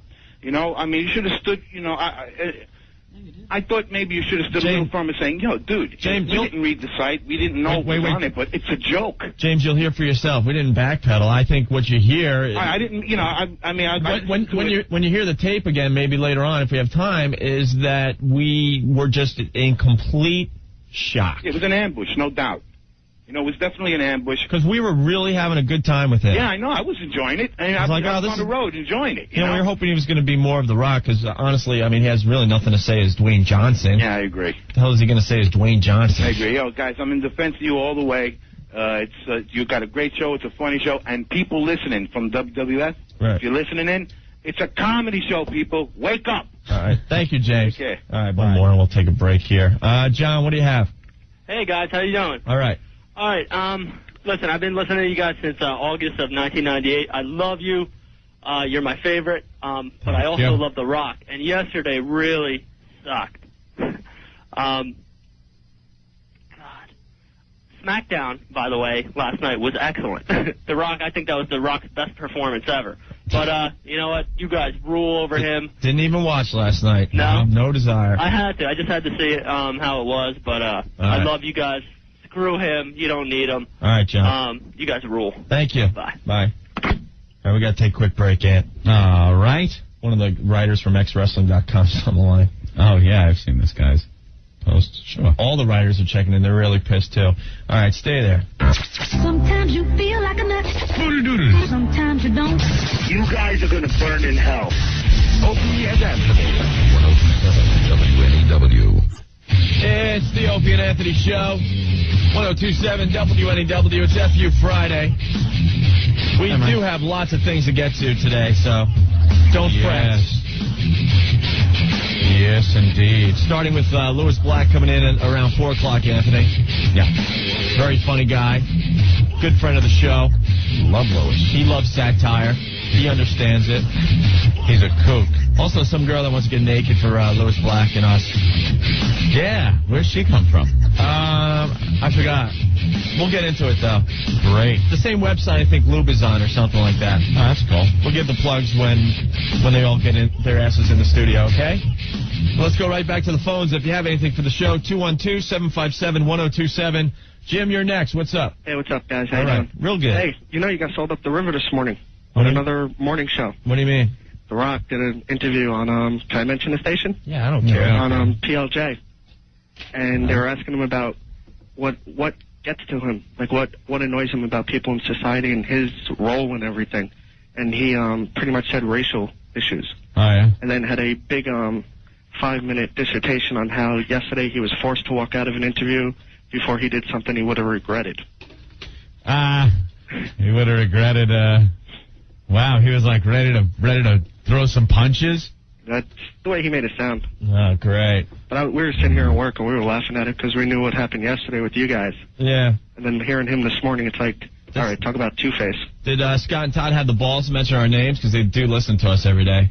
Not at all. Oh, were they they didn't say anything, but you could tell they knew who they Of who he was course they talking knew. about. Everyone was listening to it yesterday. Oh, my Bunch of pussies. So he had to walk out. Yep, before he did something he regretted. Oh, that's good. Now I can see where the rage problem is. Yeah, really. They say he has a rage problem. Well, that's obvious. Could figure that out, huh? It must be a treat. All right. Thanks, guys. You're the best. Thanks, Jim. Later. Bye. Dealing with that. Who's this? Hey, this is Rev Toby. I'm a writer for xwrestling.com. Yes, I've seen some of your okay. posts. First, I just want to thank you guys for supporting the site and supporting Sick Boy because I'm sure this has gotten you a lot of bad PR. Yeah, it's okay. We're used to that. And, I mean, it's ridiculous. I think I read somewhere that this is in the first chapter of his book. Yeah. He mentions that he's all against racism and everything like that. And I think this is kind of like a PR move. Oh, you think? In my opinion. Well, I mean, it's like, if he knew about this, he should have mentioned it before he came in the studio or when he was, like, working it out to, like, come in. Well, if he would have looked at the post that he said he did look at, and he would have saw like it was a mock interview with Opie and Anthony, he could have, asked us about it beforehand. Right. I mean, it's just that he brought it up. I think he needed to, get his little 50-minute plug-in first. Exactly, yeah. And I mean, like, this gives him great PR for his book, which, by the way, the critics hate. Because it wasn't even written by him. It was written by a ghostwriter, but that's another story. Yeah, I mean... The Rock doesn't have time to write. Yeah, I mean... I'm too busy freeing the world from racism.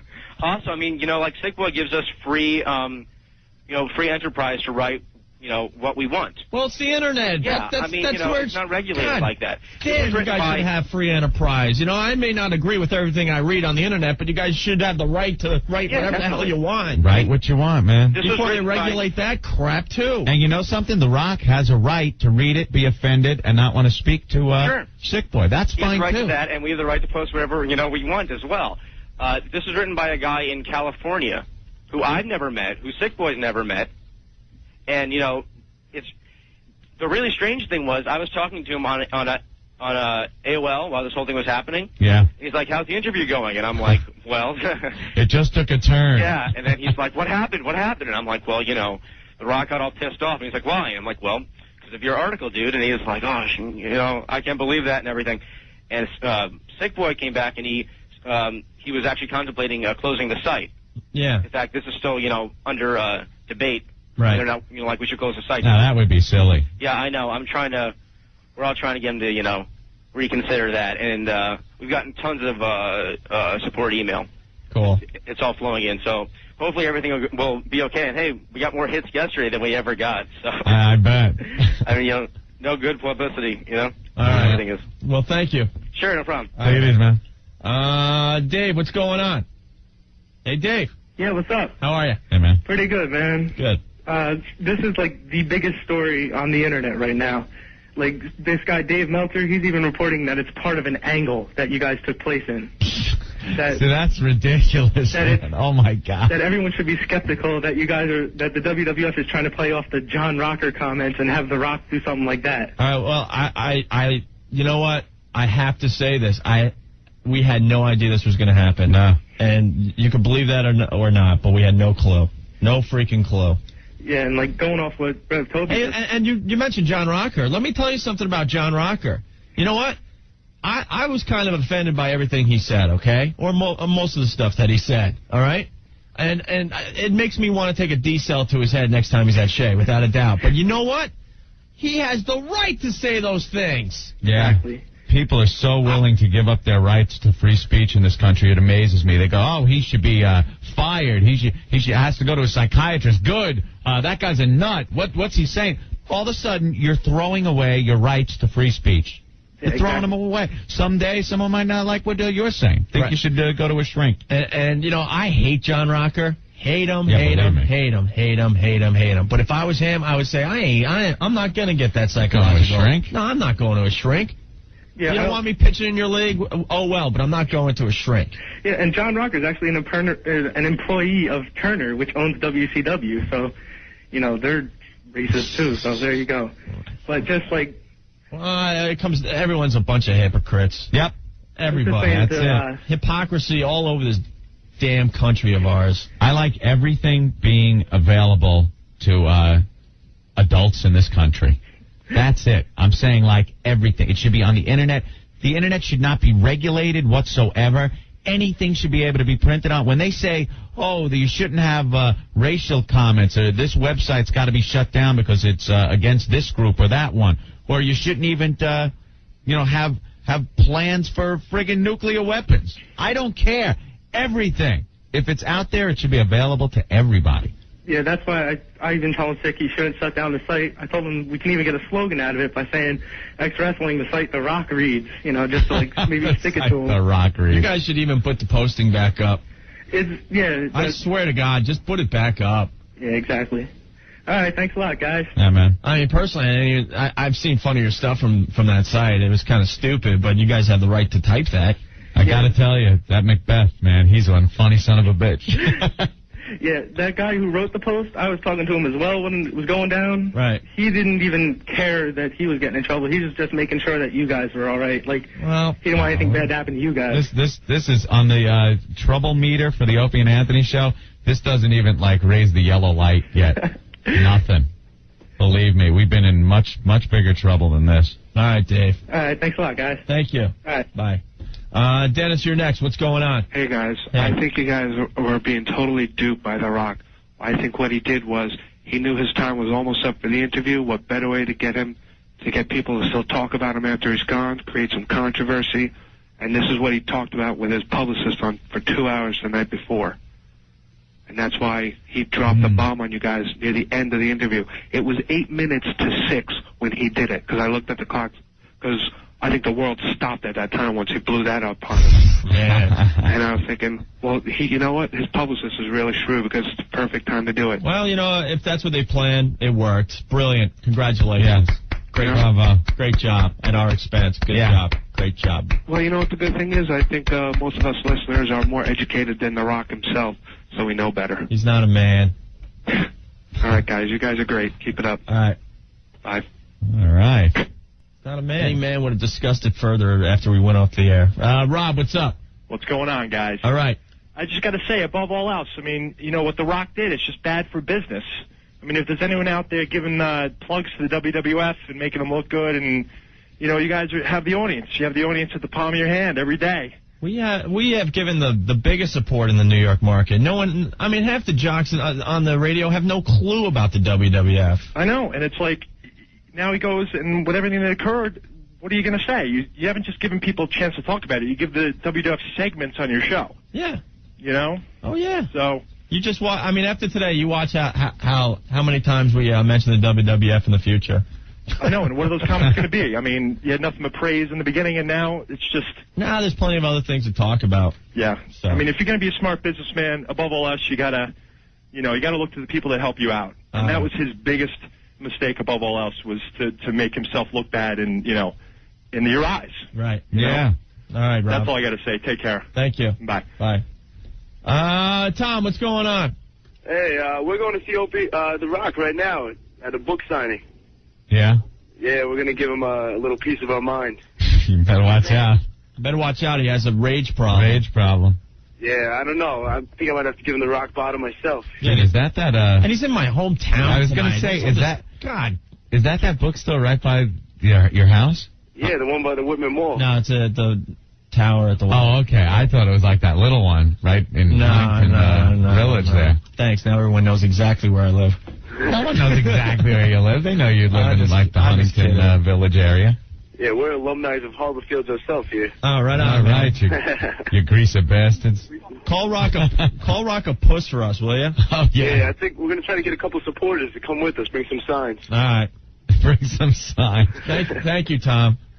All right, guys, no problem. What an insult. He's in our town today. Oh, The Rock taking over your town there, Opie. Hey, Rock, if you don't like Opie and Anthony, well, the whole town feels the same. So why don't you cancel your book signing? Doesn't have the balls to.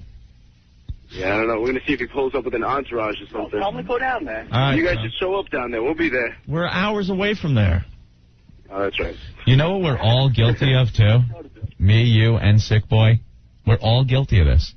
Getting so friggin' shaken up and trying to count every word that comes out of your mouth when you're confronted with a black guy and us as white guys, when you're confronted by a black guy calling you, or at least implying that you may have some relationship with something that is racist. And we're all guilty of it. You know, you see what we did? We're like, with the you try to make excuses. You do, you know something? Never again. Well, and whatever's on my mind, I swear to Christ, it's going to come right out of my friggin' mouth. And I got to say it again, though. I was just in such shock. Yeah. I was just in shock that, I was stammering. Well, let me tell you. I look like a pussy. I'm not going to lie to you guys. But I was just like in shock. I'm like, where the hell is this coming from? And why does it involve me? I'll be honest with you. If it was an Irish guy sitting there and he starts talking about some comments that were on a website about drinking or something, guaranteed one of us would have went, I'll have a beer and calm down. Ha, ha, ha. Big joke. Right. You know? But when a black guy confronts white guys about racism like that, we all of a sudden get all tongue-tied. Like we have to count every word and explain ourselves and make sure everything's okay and stuff. You know something? F it. I've had it. I'm speaking my mind. Bravo. Period. Thank you, Opie. Well, you have one supporter in. Thank you. One supporter. Thank you. I'm just bowing here. Thank you. Okay. All right, let's my bows. Let's take a... Rick's got some? Yeah, I mean, I was the only one so far that has listened to the tape again, and when you guys play it later, you're going to see you didn't stammer as badly as you think, and there was still kind of a lighthearted thing going on. Lighthearted. So, yeah, believe it or not. you listen back to it, I was kind of surprised. I was like, huh. I really, when it happened, it felt like it was going on a whole lot worse than it actually did. So I think you guys really came out. I don't know. I think you came out looking out pretty good. It was intense. Yeah. When I go home and I get that many people calling my house, no one calls my house. My own family doesn't even call me anymore. They called last night, though. That's when I know it was a big deal. You know what, though? I would love to see signs at the next televised event at the Garden, man. God damn, I would love to see that. Royal Rumbles at the Garden. Yeah. They're playing the Continental Arena soon. I'd bring signs right to Rock's face today when he's doing his book signing. I would just love to see some signs out there. All right, man. We got creative. We got to take a break.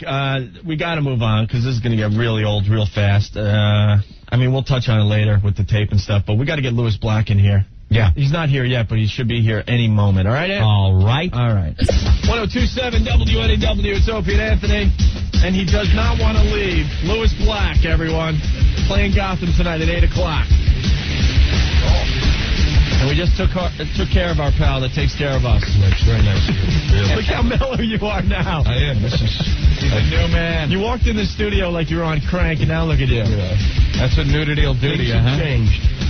You don't care about the world and its problems anymore, do you? Anymore. It doesn't take much to bring me to a screeching halt. Listen how mellow he is. Yeah. It's unbelievable. It's great. It is. I kind of got a little, it's like spinning around. It was fun.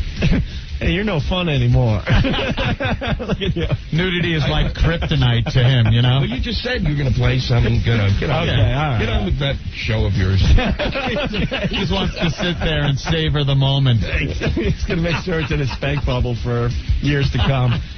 Mike, what's going on? What's up, fellas? All right. I was just at Barnes & Noble in Huntington. Yeah. Trying to check out the magazines. They had that place completely shut down, and they wouldn't let me through, so I started yelling the Rock sucks, Opie and Anthony, and they kicked me out. Oh, very good. I was walking down the line yelling the Rock sucks, go home, Opie and Anthony. It was great. People were giving me the finger. It was fun, man. We had a good time. I didn't see any signs or anything, though, man. I was going to go back with a sign, but I figured they would recognize my face and come after me. Well, we appreciate the support. It was fun, man. I think we got a raw deal yesterday. Oh, you guys definitely did, man. He went crazy. Oh, good. That was bad. All right, guys. Take care. Thank you. Over man. and out, Wrangler. All right. Boy, that's going back. That's a story for another day. Actually, push down Paul for a minute. We got to talk to him for 2 seconds. Paul. Paul from Airsick. Okay. Hey, Paul. Hey, what's up? Hey, that new CD you sent over to the Opie and Anthony show? You know how they send us CDs, song parodies and stuff? Airsick Productions. You like that one? Love them? Well, I got to explain. They get so excited about their material, they try to get, songs about some of the stuff we're talking about the day before. Yeah. So they FedEx it. One day FedEx, right, Louis? It's got to get here fast. Got to get there so Opie and Anthony can play it immediately. Right. So we got it. We're reading some of the names of the tracks on the CD case going, wow, this is relevant. This is good. I can't wait to hear these. Pop it open. I guess they wanted to get it out so fast they forgot to put the CD in. There was no CD in the case, Paul. I know. It's in the mail today now. The most important thing is the CD. I felt like such a dick. I open up the CD burner. There it is. Oh, Billy's going to kill me. That guy. That's funny. Man, hey, I know. Hey, Louis, I've opened up for you a couple of times at Governor's. You rock, dude. Oh, yeah. Yeah, Paul Bond. Hey, how you doing? Guitar act. How you doing, man? Good. You gave me the same look when I lap danced for you, too. So. Everyone's a smart ass. I love Louis. Thank you. So, Paul, you're playing what, Bananas tonight? I'm in Hasbrook Heights, New Jersey. Yeah. Right. So if you want to see one of the Airsick guys perform live. All right, there's no conflict there in between the two. That's right. Camps, okay. I guess we can plug you a little bit there, Paul. It's fine. I'll be there tonight and tomorrow. All right. So I appreciate it. And the CD is on its way. It's already in the mail. Good move. You know what Rick said to me? He goes, don't bother FedExing it. We're not here tomorrow. Yeah, now it can wait till Monday. All right, man. All right. Enjoy the show. Take care. All right, man. So have a good show tonight. Yeah, thanks. You too, Louis. All right. Take care.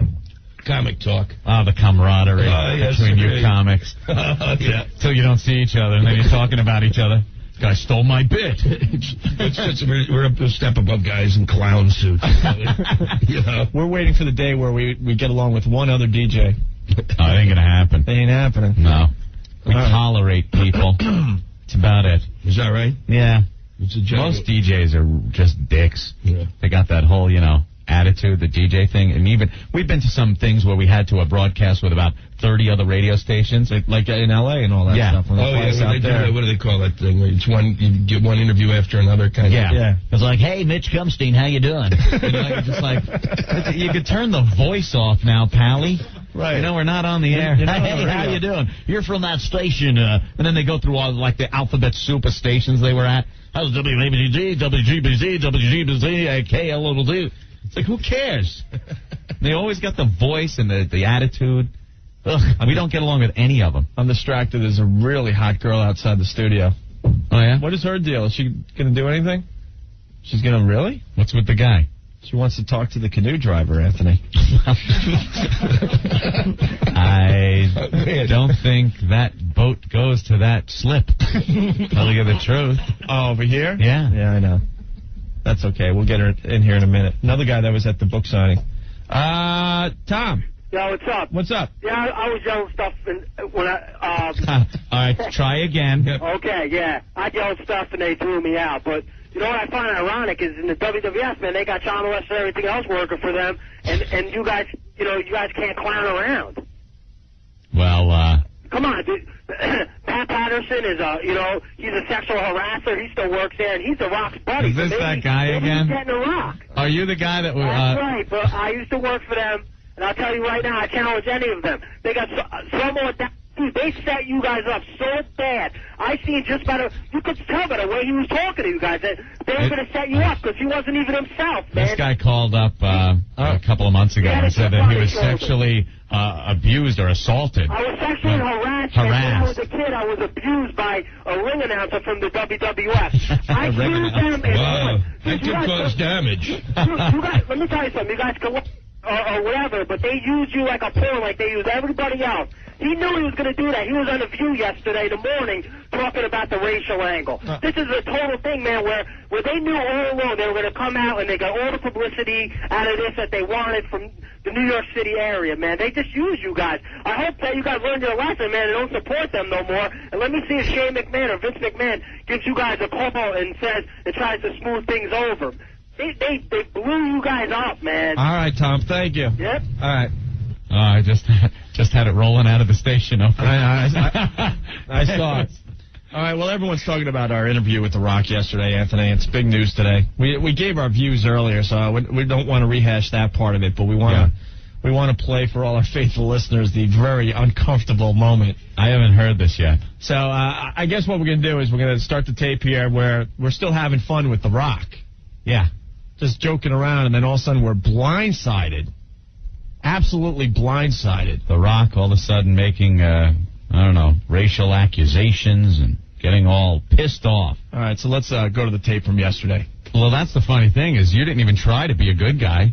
I mean, it just happened. Like, he'd go out there and say he was the people's champ, and the people were like, no, you're not. You just like being pompous and saying, I'm the people's champ. And then after a while, it just caught on. You brainwashed everybody. You hypnotized them or something. So like, yeah, he is the people's champ. Hey, Chris, what do you have for The Rock? Rock, this is one of the millions of fans. I was calling to find out what kind of injuries you've ever sustained in the ring.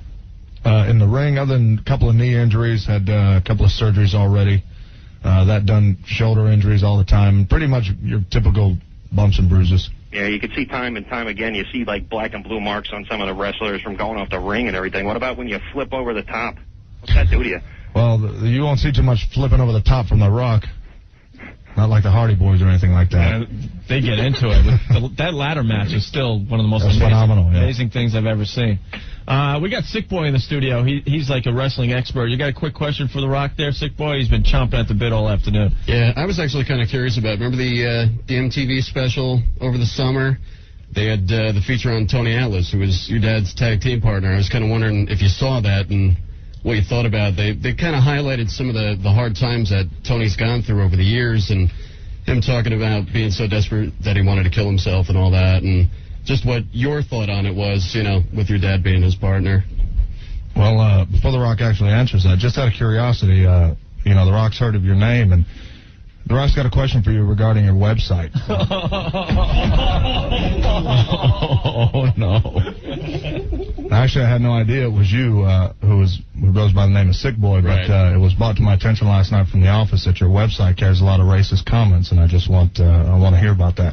And for the most part, I just want to know, it sounds like all you guys are friends, and if you guys had known that this is a guy who has racist comments on his website, and if in fact you guys are behind that. Oh, I've seen his website a few times. He's got a bunch of writers on there, and I think they just open it up to everything. Yeah, I don't think there's anything ever been racist, no more than any of the humor that goes on in this show. Well, hey, now, don't blame our show.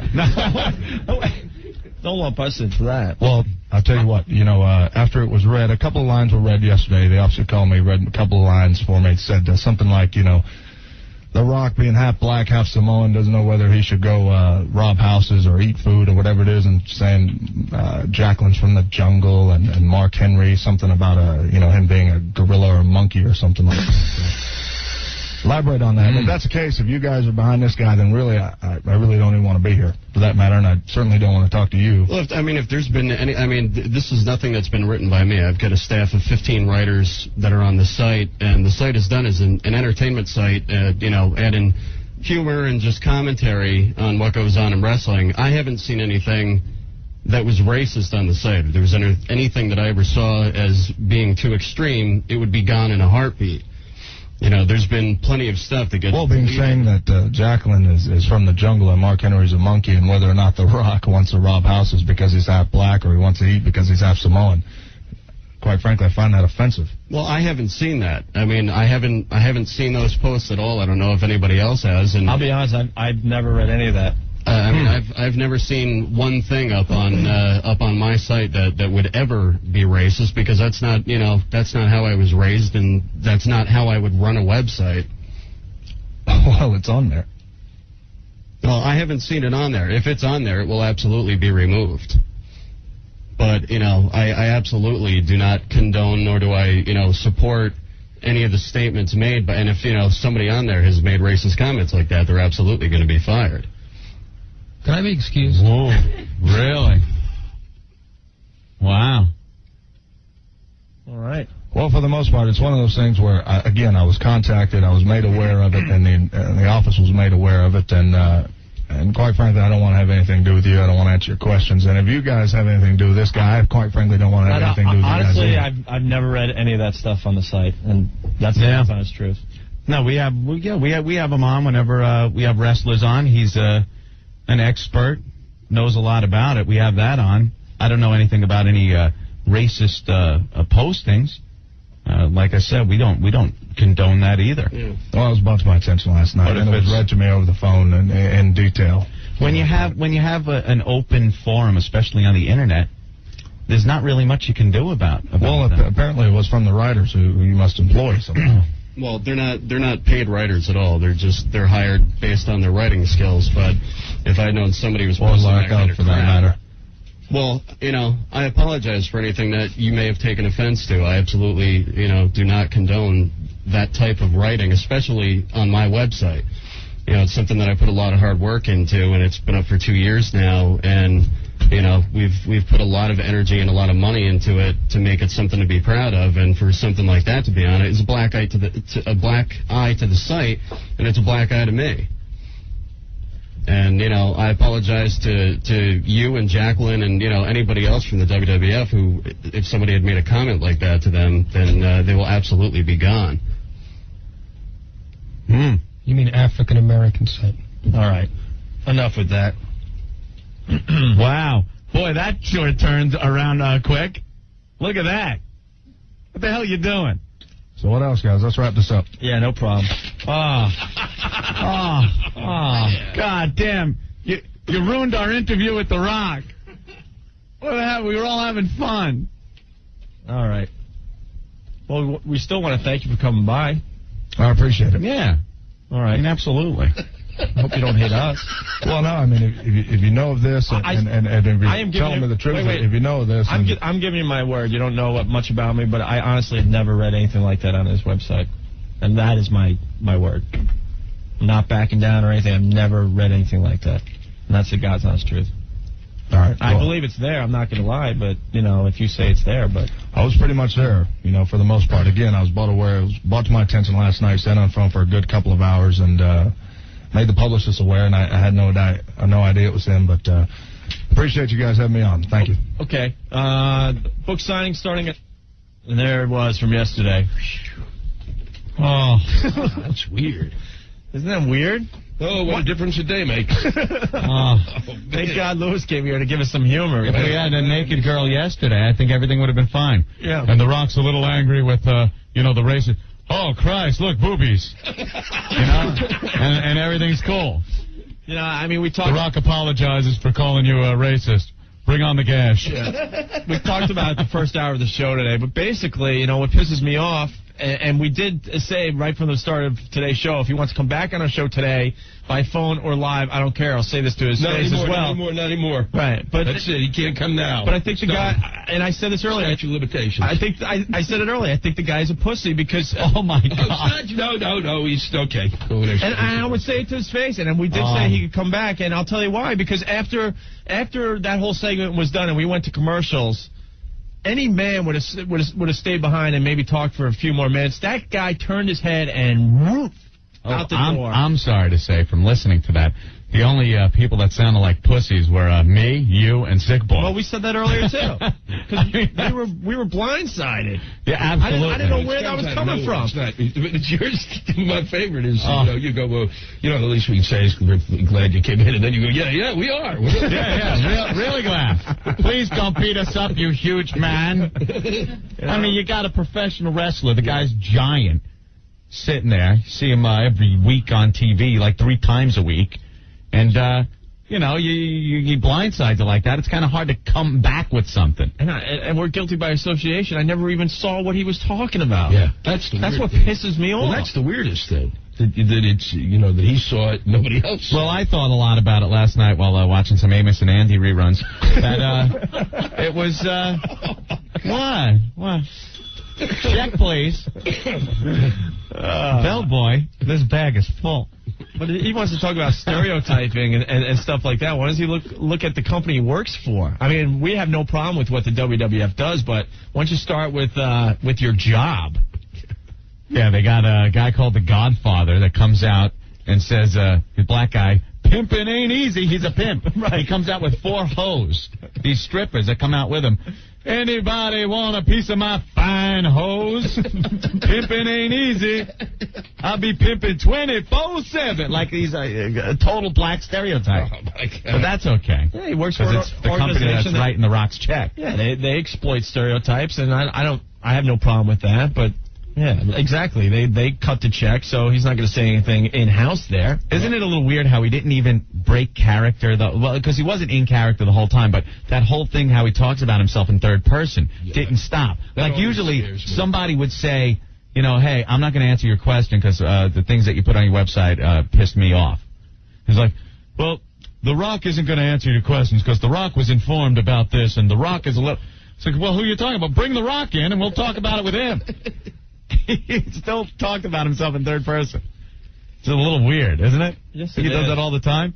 Think he does that in bed with his wife? The Rock's slamming you right now. The Rock's giving you a good one, isn't he? That's The Rock's take your heads out from between your legs because you guys are probably the biggest marks in the business. Biggest marks? What do you mean, biggest marks? You guys are the biggest fans. You talked a big game today, but yesterday you guys were clamming up there. We explained it all earlier. We were in complete shock. What was going on? And we gave him the form again today, because now we're a little more prepared about what he was wanted to bring up, and we're ready to go.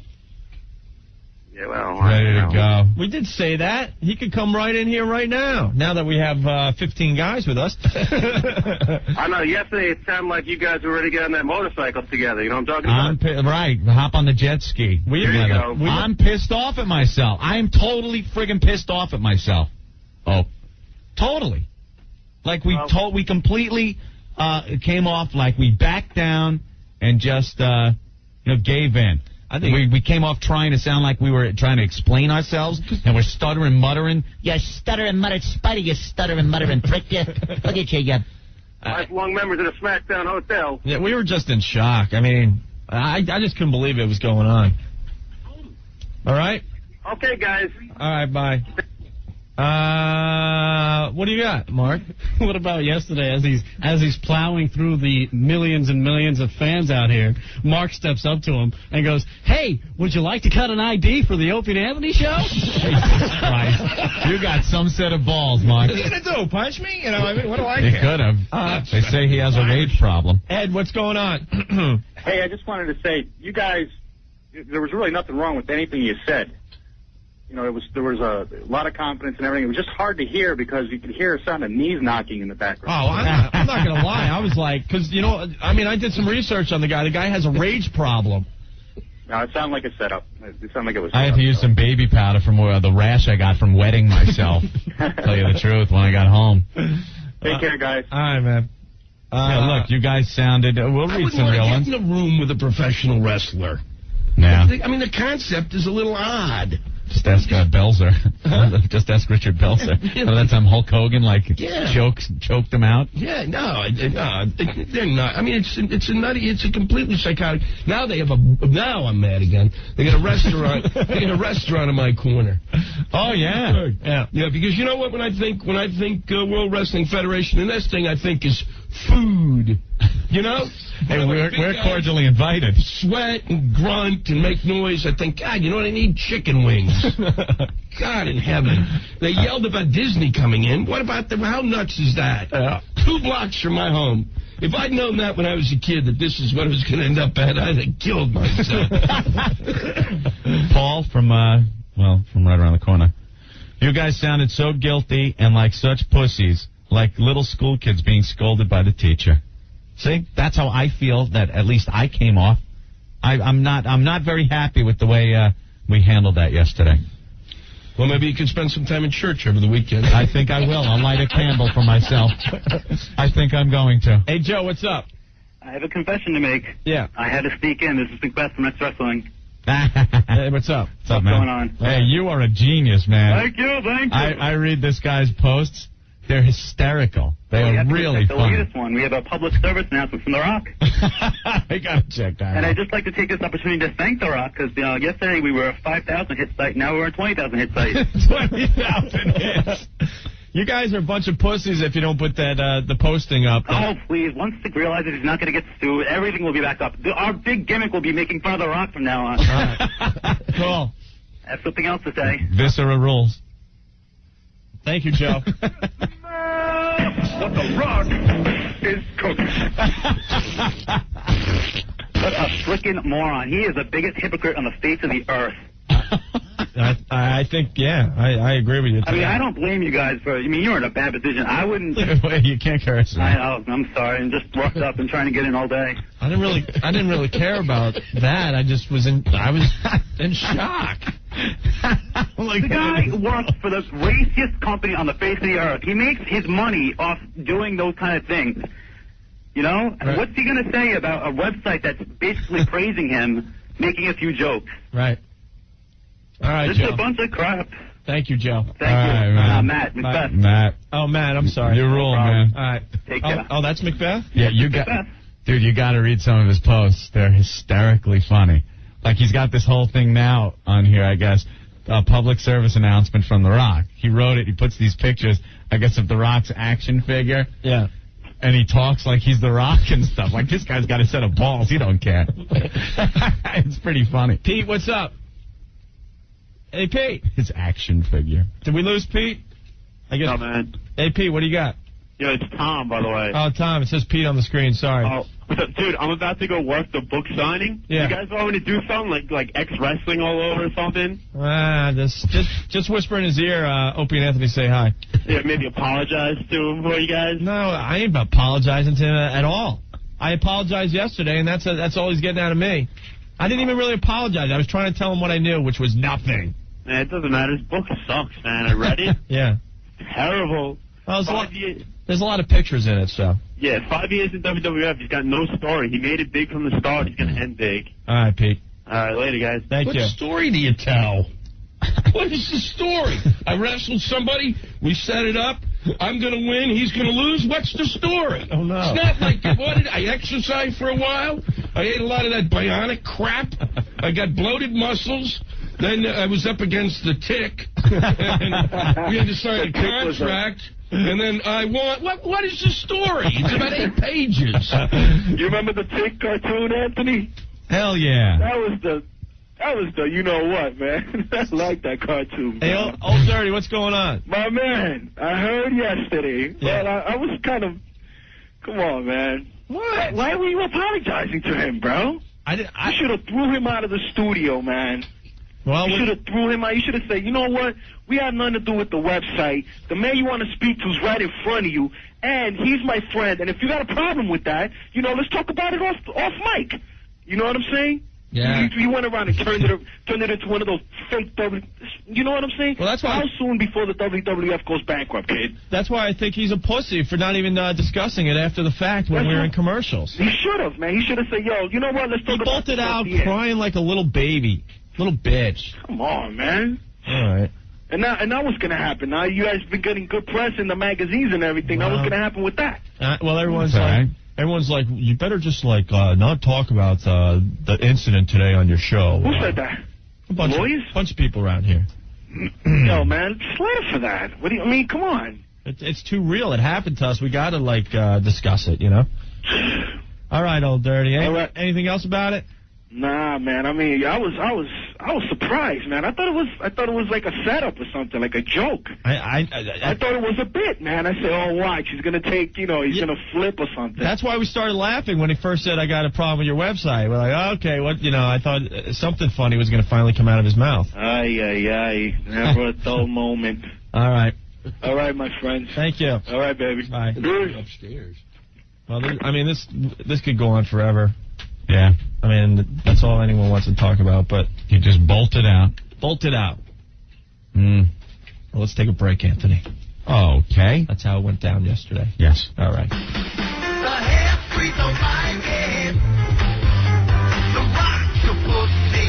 The rock's a pussy. The half-breeds don't like it. That's all because they did. The rock's a pussy. The rock's a pussy. 1027 WNEW, it's the Opie and Anthony show. You're not going to believe this, but The Rock is upstairs after everything we've been through today, Anthony. Yeah. And on the phone line, our buddy, our pal, Jay Moore, live from L.A. Jay, how are you today? This is your Hollywood correspondent for the Opie and Anthony show, Jay Moore. What's going on, fellas? Well, lots going on today, Jay. Let me fill you in. Yeah, fill me in. First of all, you're listening to the award-winning Opie and Anthony show. Hey, congratulations. What award did you win? We were voted Best Afternoon Drive Show in New York City today. Well, that's peanuts, baby, because you're the best show in the nation. Look at that. Well, we won the that. best non-sports show in the nation. You know we won that award, too, last year? Sports show? No, for the whole country. You did? Yeah, Best Afternoon Show. Best afternoon show. All right, so we got that going on, right? Well, congratulations, and it's not a surprise to me. I also want to congratulate you. Howard used your line today. Which one? The map of Hawaii. He's a piece of garbage. Can you believe that? Whatever. Congratulations. There you go. How could a guy, and when he had that day of mourning with his, when he got separated. Yeah. And all the callers called in like, oh, we're so sorry. Yeah. Look, when you print a book that's a national bestseller and sells 30 million copies, and you have a picture of your wife, like in a coffin, and you go, if only my wife could die of cancer, these are the first 10 women I'd have sex with. Like, what, you didn't see the writing on the wall? Like, I don't even do certain jokes in my act because I don't want to piss off my wife. Right. I go, I used to date girls that snore. Wink, wink. So, whatever. But he used your line today, so congratulations. But he didn't say, oh, that's Jay Moore's line. Oh, no, not at all. But kidding. But then in the next breath, he was calling us clones and stuff of him. Well, I think you're very funny, gentlemen, and I enjoy listening to you. And when I get off the phone with you, I always make Rick keep me on hold so I can listen to the show. I invented Hawaii, Robin. He's become Little Richard. Shut up! I invented it. Shut up! I invented radio. Didn't get it done. Hey, Jay, we got to put you on hold because we got to deal with the Rock situation. Tell me real fast about the WWF party last night. We never got in. We got an invitation. We RSVP'd. We stood on a freezing cold line waiting to get in, and they sent us away like cattle. Because you were Opie and Anthony. No, just they didn't. They overbooked the place, so about 1,000 people waited for about an hour in 9-degree weather, and then they finally said, sorry. We're in their magazine this month. Did you go up to the front and say, look, we're Opie and Anthony? Yeah. And they award-winning Opie and Anthony. Anthony. Award-winning. And they could care less. So, all right, hold on the line. We might go to you, all right? Okay. Hey, Rick. Yo. What's going on, buddy? Not much, dude. I'm upstairs with the Notorious Rock. All right. And he's now outside talking to his peeps, so to speak. Okay. Oh, really? Yeah. So I think they're going to pull him out of here, believe it or not. They're not going to put him on the phone? I don't know. We'll see. All right. Here he comes. Okay. All right, cool. Here he comes. Here we go. I don't care what.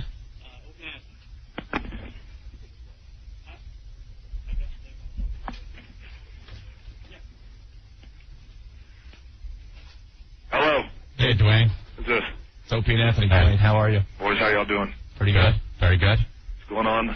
How much is going on with you? Not too much at all. Whoever sang that last song was pretty damn good.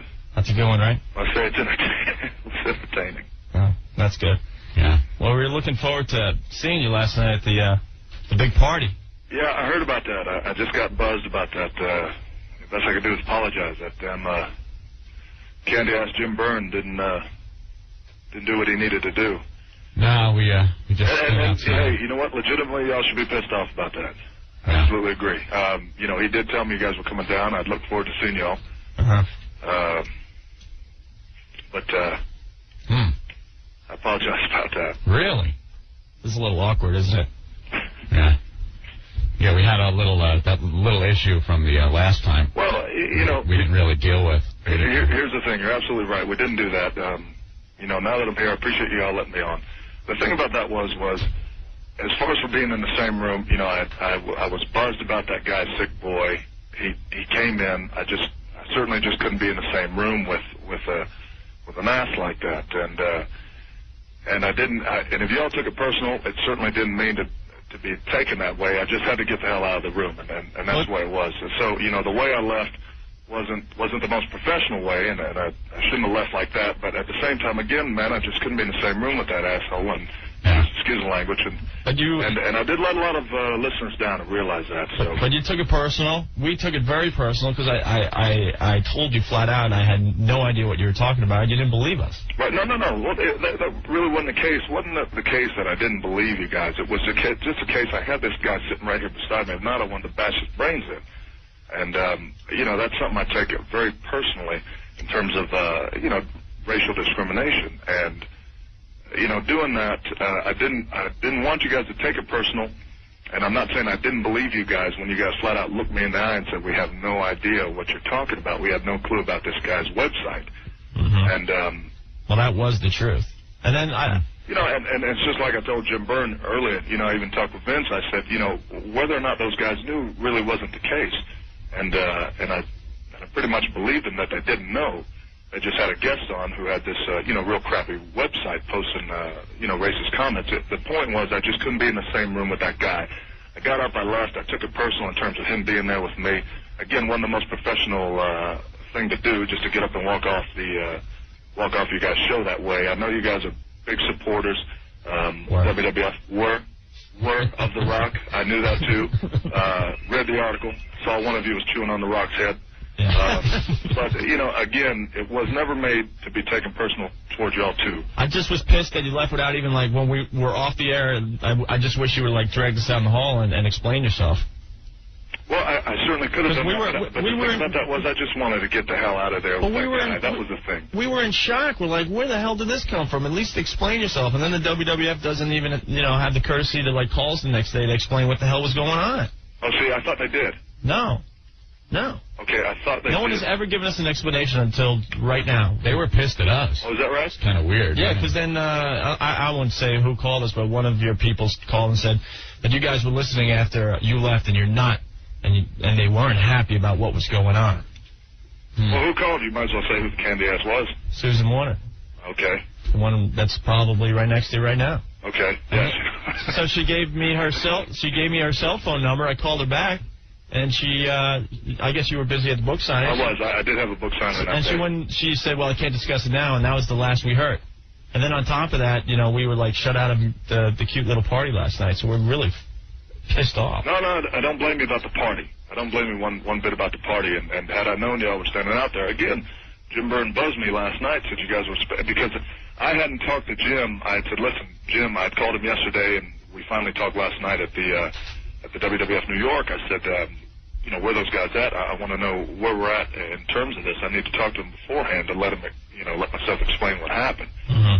So anyway, he told me that you guys were supposed to be there, and I know you guys were freeing your asses off out there. I would have had Jim or somebody, Jim Dotson or somebody just come up and get you guys. Yeah, we had like girls with us. We looked like ass wipes, man. It's like all of a sudden the cops are chasing us away. Our chicks are looking at us like we're like a couple of losers, man. It was so effing embarrassing, man. And Rick, Rick, who's up there with you, he's pounding on the window of the place, and everyone's ignoring us. He went up to a couple of WWF people, and they didn't know who we were. Oh, really? We weren't on any list. It was just bad. We had our stupid little invitations like everybody else that got chased away. It was just so friggin' embarrassing. And you had skirt with you to boot. Yeah, and you know how bad that looks. Doesn't look good, especially coming off the heels of tragedy there.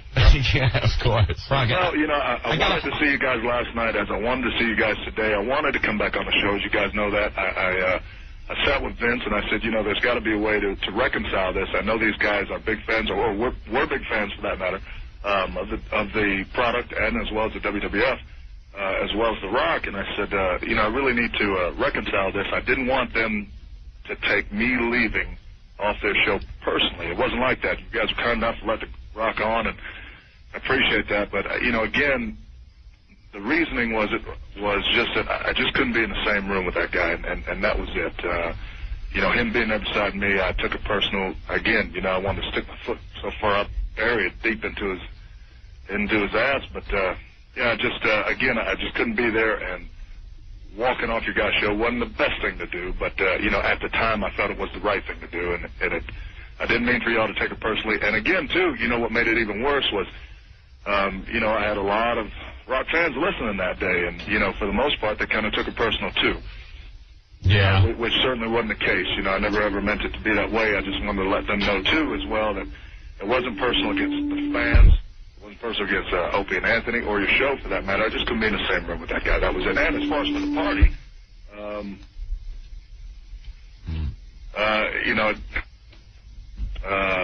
there's a way to make it up. If at all. If you guys are interested in doing that, you just go on and let me know. Well, we're like hurt, man. Yeah, we feel all like losers and everything. And we don't really feel like being in the same room with you. No, we can't. We can't in good conscience, have you come down in here when we couldn't get into your establishment or, your company's establishment. Right. You know what I mean? So it's like... Listen, I know what you mean. No explanation needed. I understand that. We also have our fans that look to us to do certain things and stand up for what we believe in. What's wrong is wrong. What happened last night was wrong. I don't blame you guys one bit for standing up. No problem. All right, we're filled to capacity in here today. Yeah, we're filled to capacity. Please disperse. There's just no cops up here, dude. Yeah, we could send a couple. We got a couple down here. I'm sure you'd give them a pretty good fight. Can we get a picture of you, like, banging on the glass? All right, Rock, we're going to have to airstrike you. Hey, no sweat. Appreciate it. All right. Later. Bye. Yeah. There he goes. Hey, Jay. You guys are brutal. You guys have more balls than the NBA. Dude, we made him call for our lobby, and it wasn't good enough to be allowed. The whole time I'm listening, I thought you guys were going to go, well, let's see what Jay thinks. And I wrote, all these notes down. Oh, yeah, that's all we need. The guy said he was sorry twice. He opened the conversation with an apology. Yeah. Called his own boss a candy ad. Right. We know The Rock has issues of rage. And he seemed like a guy that's been to some anger management therapy sessions, came to terms with what he did wrong. I don't know what it's like to be an African American, nor do I pretend to be, but I can imagine if a guy was sitting next to me that made jokes about me being a half-breed on a website, it might. And if I was The Rock, and had issues of rage, and I was sitting next to that person, and his name, Sick Boy. Sick Boy's new name, by the way, is Rocker. And John. There you go. I was like, yeah, we'll let the guy in. I was like, as far as, you guys waiting out in the cold, Opie, I feel for, but, Opie, I don't feel that bad for because he had coats and stuff. Anthony, we know, is cold-blooded. He could have died. Anthony could have died out there. Opie can put on, sweaters and stuff, but what can Anthony do? Wait for the sun to come out and sit on a rock. I think you're missing the big point here, though. We just made a guy drive all the way to the station to sit in our lobby so we could tell him he can't be on our show. And that's why you guys are the best. Some of the instant feedback. You guys are brutal. That was unbelievable. I was getting I was like, oh, this is nice. This guy's pulling his act together. He was real sorry about it. I'm like, okay, this is good. This is nice. Now we're all going to make friends. And you guys go, can't let you in, The Rock. The Rock. Some people actually liking The Rock out of this one, saying he came off good. I got to say, he did come off sounding like a gentleman. At least we got right now. At least we got an explanation. But he came off. I'm in LA. I'm 3,000 miles away. Yeah. And I want to hug him. He did come off sounding like a gentleman. We do have footage of him, in our lobby behind glass trying to get into the studio. What did he? You know what's funny? Yeah, we got to into the glass, not knowing it was Oh my God! Oh, come on. Jay Moore, you're never gonna get work if you keep talking like that. I just don't. No, I'm fine as long as I don't go on Nightline. Dude, we have two of the hugest cops too as backup today, just in case. Yeah, I heard my boys called you. I had my local boys call you, Billy Mack and Fat Phil. I got a message from Fat Phil, the cop, going, thanks for calling me Fat Phil. Now everyone's calling me that. Can't you change it on the radio? Okay, I'm changing it. It's Fatter Phil. All right, Rick's coming in. We'll get the real story now. That was amazing. You guys have bigger balls than me. You absolutely have bigger balls than me.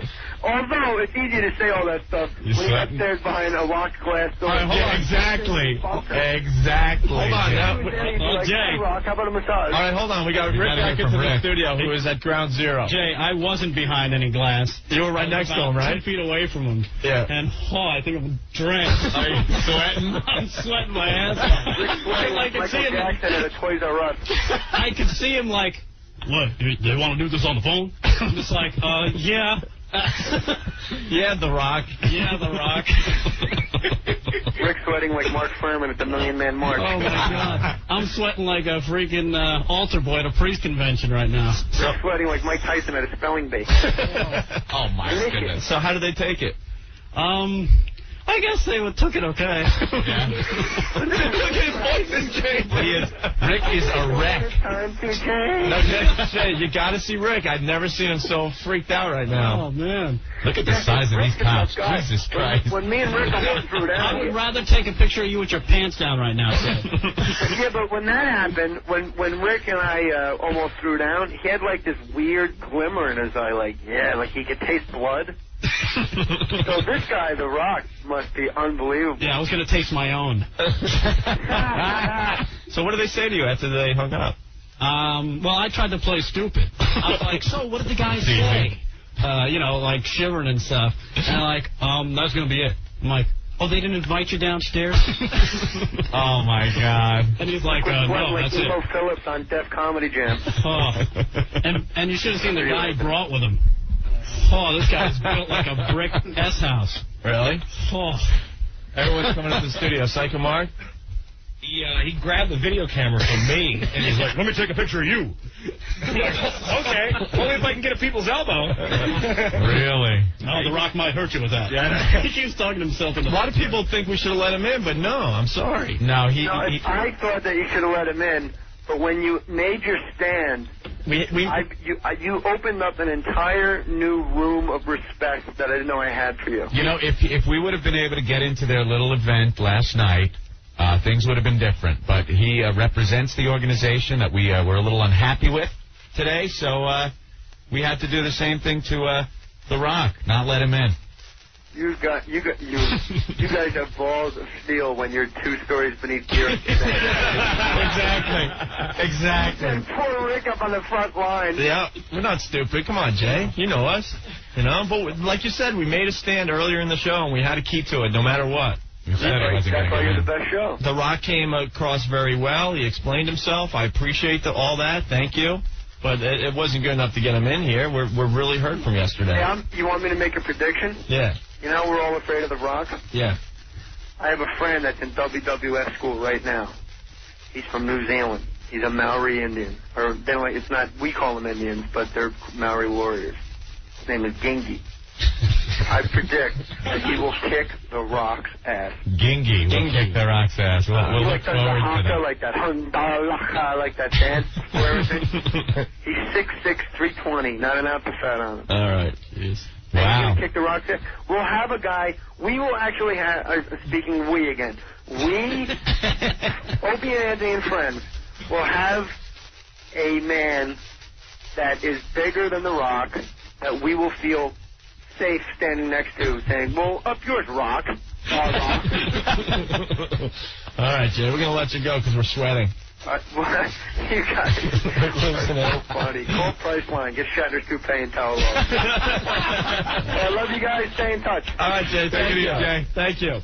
There he goes. The talented Jay Moore. Keep the cop in the studio. You got to introduce the two huge cops that helped us out My today. God. This is the Opie and Anthony Security Task Force that I brought in today. Holy this mother is, of pearl. Mark and Tom. Fellas of mine. I would never want to mess with you guys, man. You want to do the handcuff thing now? No. See how long it takes for these guys to come to? That's okay. That would have to be like a record. Like, it would just be like, boom, click, done. Well, thank you guys. We appreciate it. Yeah, absolutely. And big fans of the show? Hopefully. Cool. Say hi to the guys for us, all right? All right, we're gonna take a break and let's hear it. People's biceps. That's the show. Let's hear it for Rick for being brave enough to be on the front lines. And instant. I just hope Steve has on video or Mark has on video the face he made when I said, no, you got to do this from the phone. Yeah. Because all of a sudden he did the neck thing.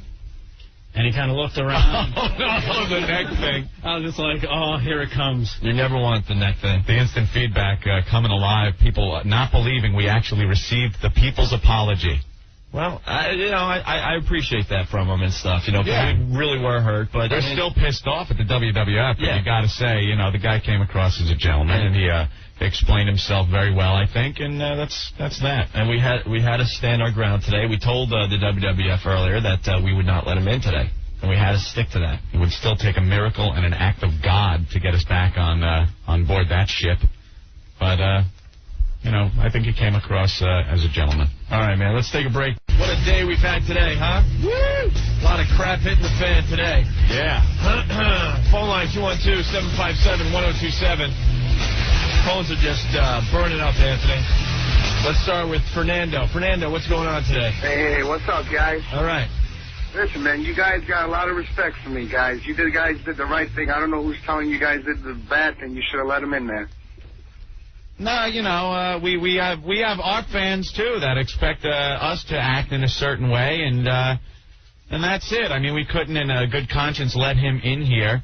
I do appreciate his apology, and he, like I said, came off sounding like a true gentleman, and like he was genuinely sorry for leaving the show the way he did last time, and he also put his point across that why he was pissed off. And that's all fine and well, but we couldn't have him come down here and sit on the show and just talk like there was no problem, Exactly. I think a better apology would be if he had dedicated a match to you guys on live TV. Well, that'll seem too much like a bit. Yeah, that's true. That's true. I think you guys. We don't want to see anything. How does his line go? You should take that award you guys got. Yeah. Shine it up real nice. Yeah. Stick it straight up his candy ass. All right, Fernando. Thank you. All right, guys. I was actually hoping for a while that he was going to mouth off and kind of be nasty or something, so we really could have laid into him. But he threw me by the way he was on the phone. Yeah. He was really being, a nice guy and everything. But we couldn't I was hoping he would, rip Rick a new ass up there, and we'd get some good footage of some entrails and stuff, Rip Rick's head right off his body and take a dump right down his neck there. Richie, what's going on?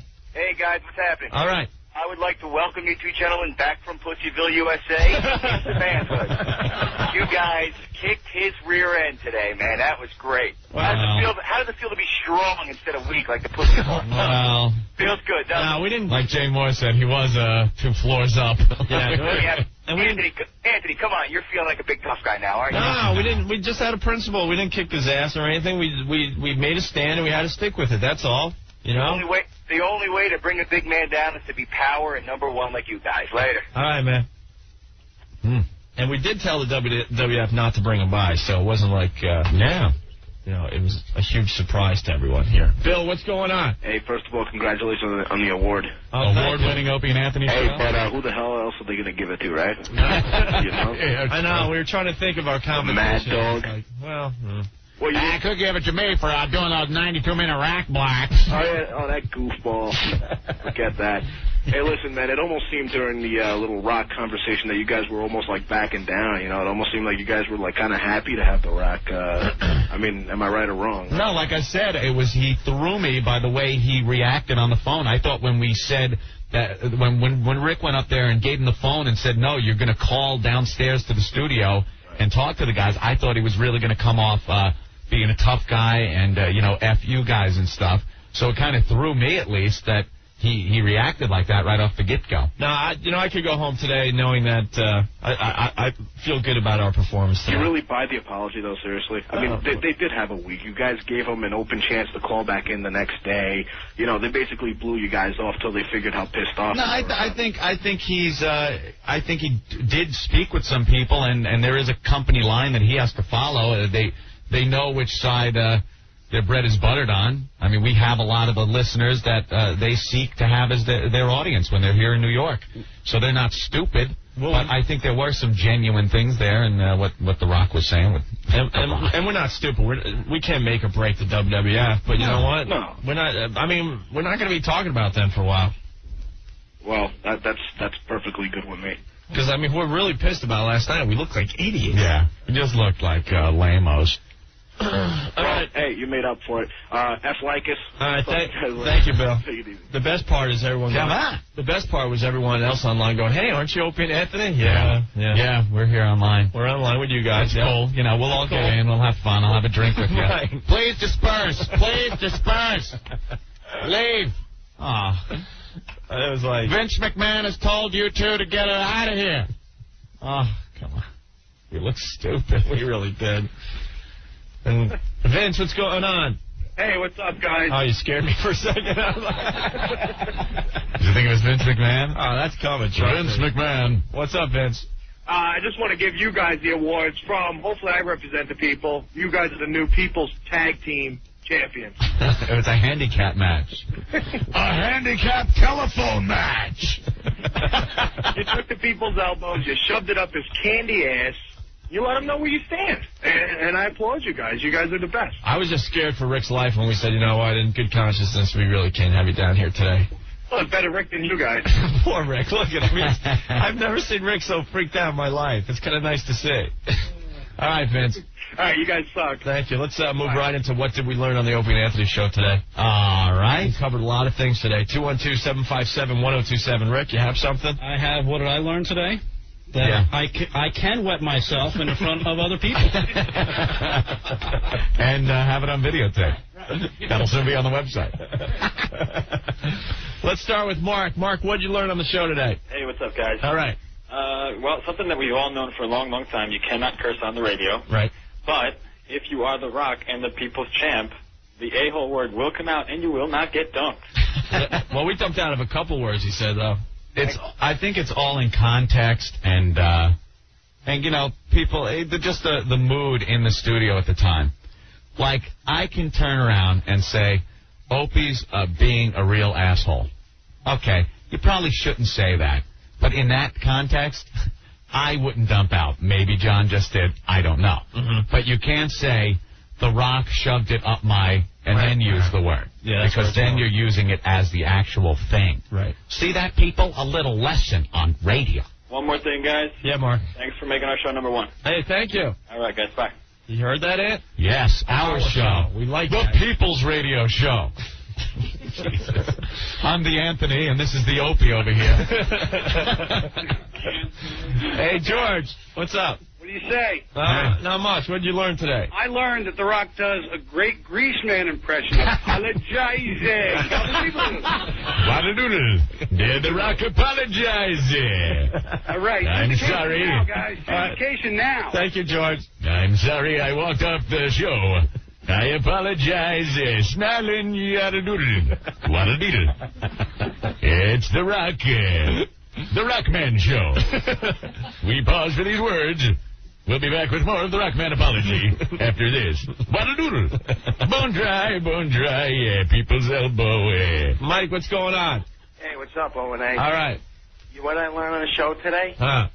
I learned revenge is best served up cold. Ooh, very nice. You guys have the people's cojones, brother. Thank you. You guys rule. All right, thank you. All right, later. Bye. Old Dirty real fast. Uh-oh. All right. Old Dirty, you learned? You rock! What's with Old Dirty? He must have finished off a whole 40. Yeah, bro. You did a pussy out, which is like, that's what I expected from my brothers, man. You know what I'm saying? Beautiful, bro. Beautiful. There ain't nobody taking for no pussy. You guys are the big boys on the block now. You're taking over the corner, you know? You gotta establish your ground. You gotta let these people start treating you with a little respect, man. We don't ask for much, Ann No, and you I. don't. You know what I'm saying? Hello? Yeah, we're listening to you. Here you go. What are you, all wound up? Yo, wound up. You got me wound up, kid. Word up. It's great, man. Yo. All right. Oh, man, how they gonna diss the Lady Sandy and Mr. Opie? You guys should have waltzed right in, you know? We were gonna have a WWF. We always have it, to see SmackDown and stuff. Yeah. And I bought the pay-per-view and all that. Yeah. Yo, I'm turned off by the whole thing. Yo, you diss them all the way, bro. I'm not even gonna watch tonight, man. No, to be honest, I mean, we just stopped talking about it after today. We said that. You know what I'm saying?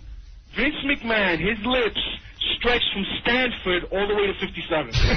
You're a rock. It's awesome, kid. I know, dude. That's my word. We feel pretty good about what happened. And, don't let nobody diss our people, man, at our radio show, son. All right, got it, man. All right? We'll see you tomorrow, all right? All right, baby. Peace. There he goes, Old Dirty. Very happy today, Anthony. Yes. Tom, you're next on the show. What'd you learn? What's up, Oni? I learned that their invitations to WWF is as fake as their wrestling.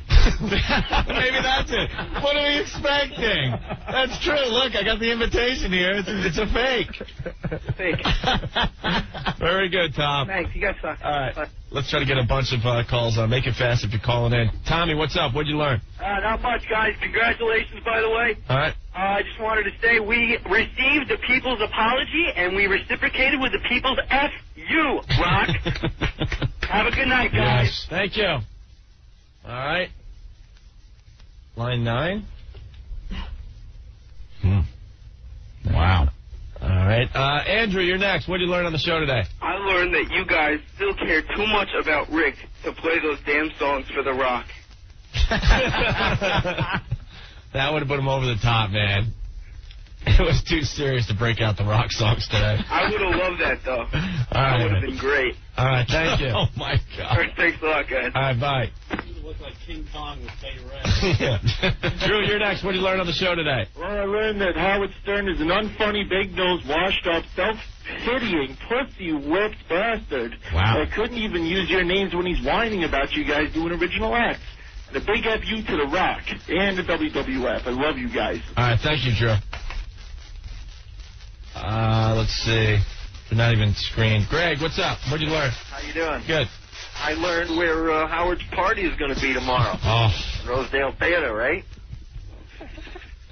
And also that you guys are psychic. All right, thank God he didn't say the name, because we got in so much trouble saying that earlier. Jack, you should shut up. I had to hang up on you, Greg, because we got in a lot of trouble for saying that earlier. Thank God he didn't have the right name. Dave, what's going on? I learned that your balls grow three times in size when you're behind a locked door. Yeah, how true. We're not going to deny it. And that Earl shouldn't be playing the streets. All right, very good. Okay, later. Thank you. One for Rick here. Frank, what'd you learn on the show today? Guys, Rick wins the Balls of Titanium of the Millennium Award for standing up to The Rock.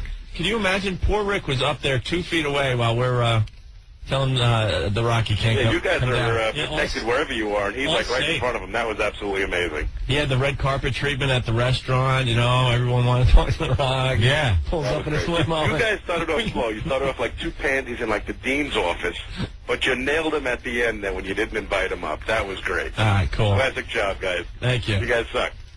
What do you want? We didn't want to just attack him to attack him. I mean, you know. No, absolutely not. He explained himself. That's all we were looking for. What a friggin' show today. Jesus Christ. Lots going on. All right. I'm waiting for Spaz to, like, scream more of these. Danielle, what's going on? Hey, Hi. guess what I learned? Huh? I learned that Anthony, once Anthony's ex-wife is done with him, prison will be a cakewalk. He needs to drop his pants and bend over. What? I think she said when your divorce is over. She's going to screw you royally, man. Oh, really? Prison's going to be a cakewalk. Is what Bend she said. over and drop your pants now. All right. Thank you. You're welcome. Thanks. Hey, Lou, what'd you learn on the show today? Yo, I learned that I've become a huge WCW fan. Ric Flair. Woo! I'm not going to go that far. Yeah, really. All right. No matter how much we don't get along with the WWF, I can't swallow that swill over there. Bridget, what's up? Hey, guys. Hey, this is Bridget from yesterday. Hey. When we played Make Bridget Cry yesterday. How are you today, Bridget? I'm okay. Yeah. How's the back of your head, whore? Huh? So, Any more handprints on your forehead and tile floor marks on the back of your head? Huh? After hearing the way you guys treated The Rock, I learned I'm not the only one who got treated like a whore.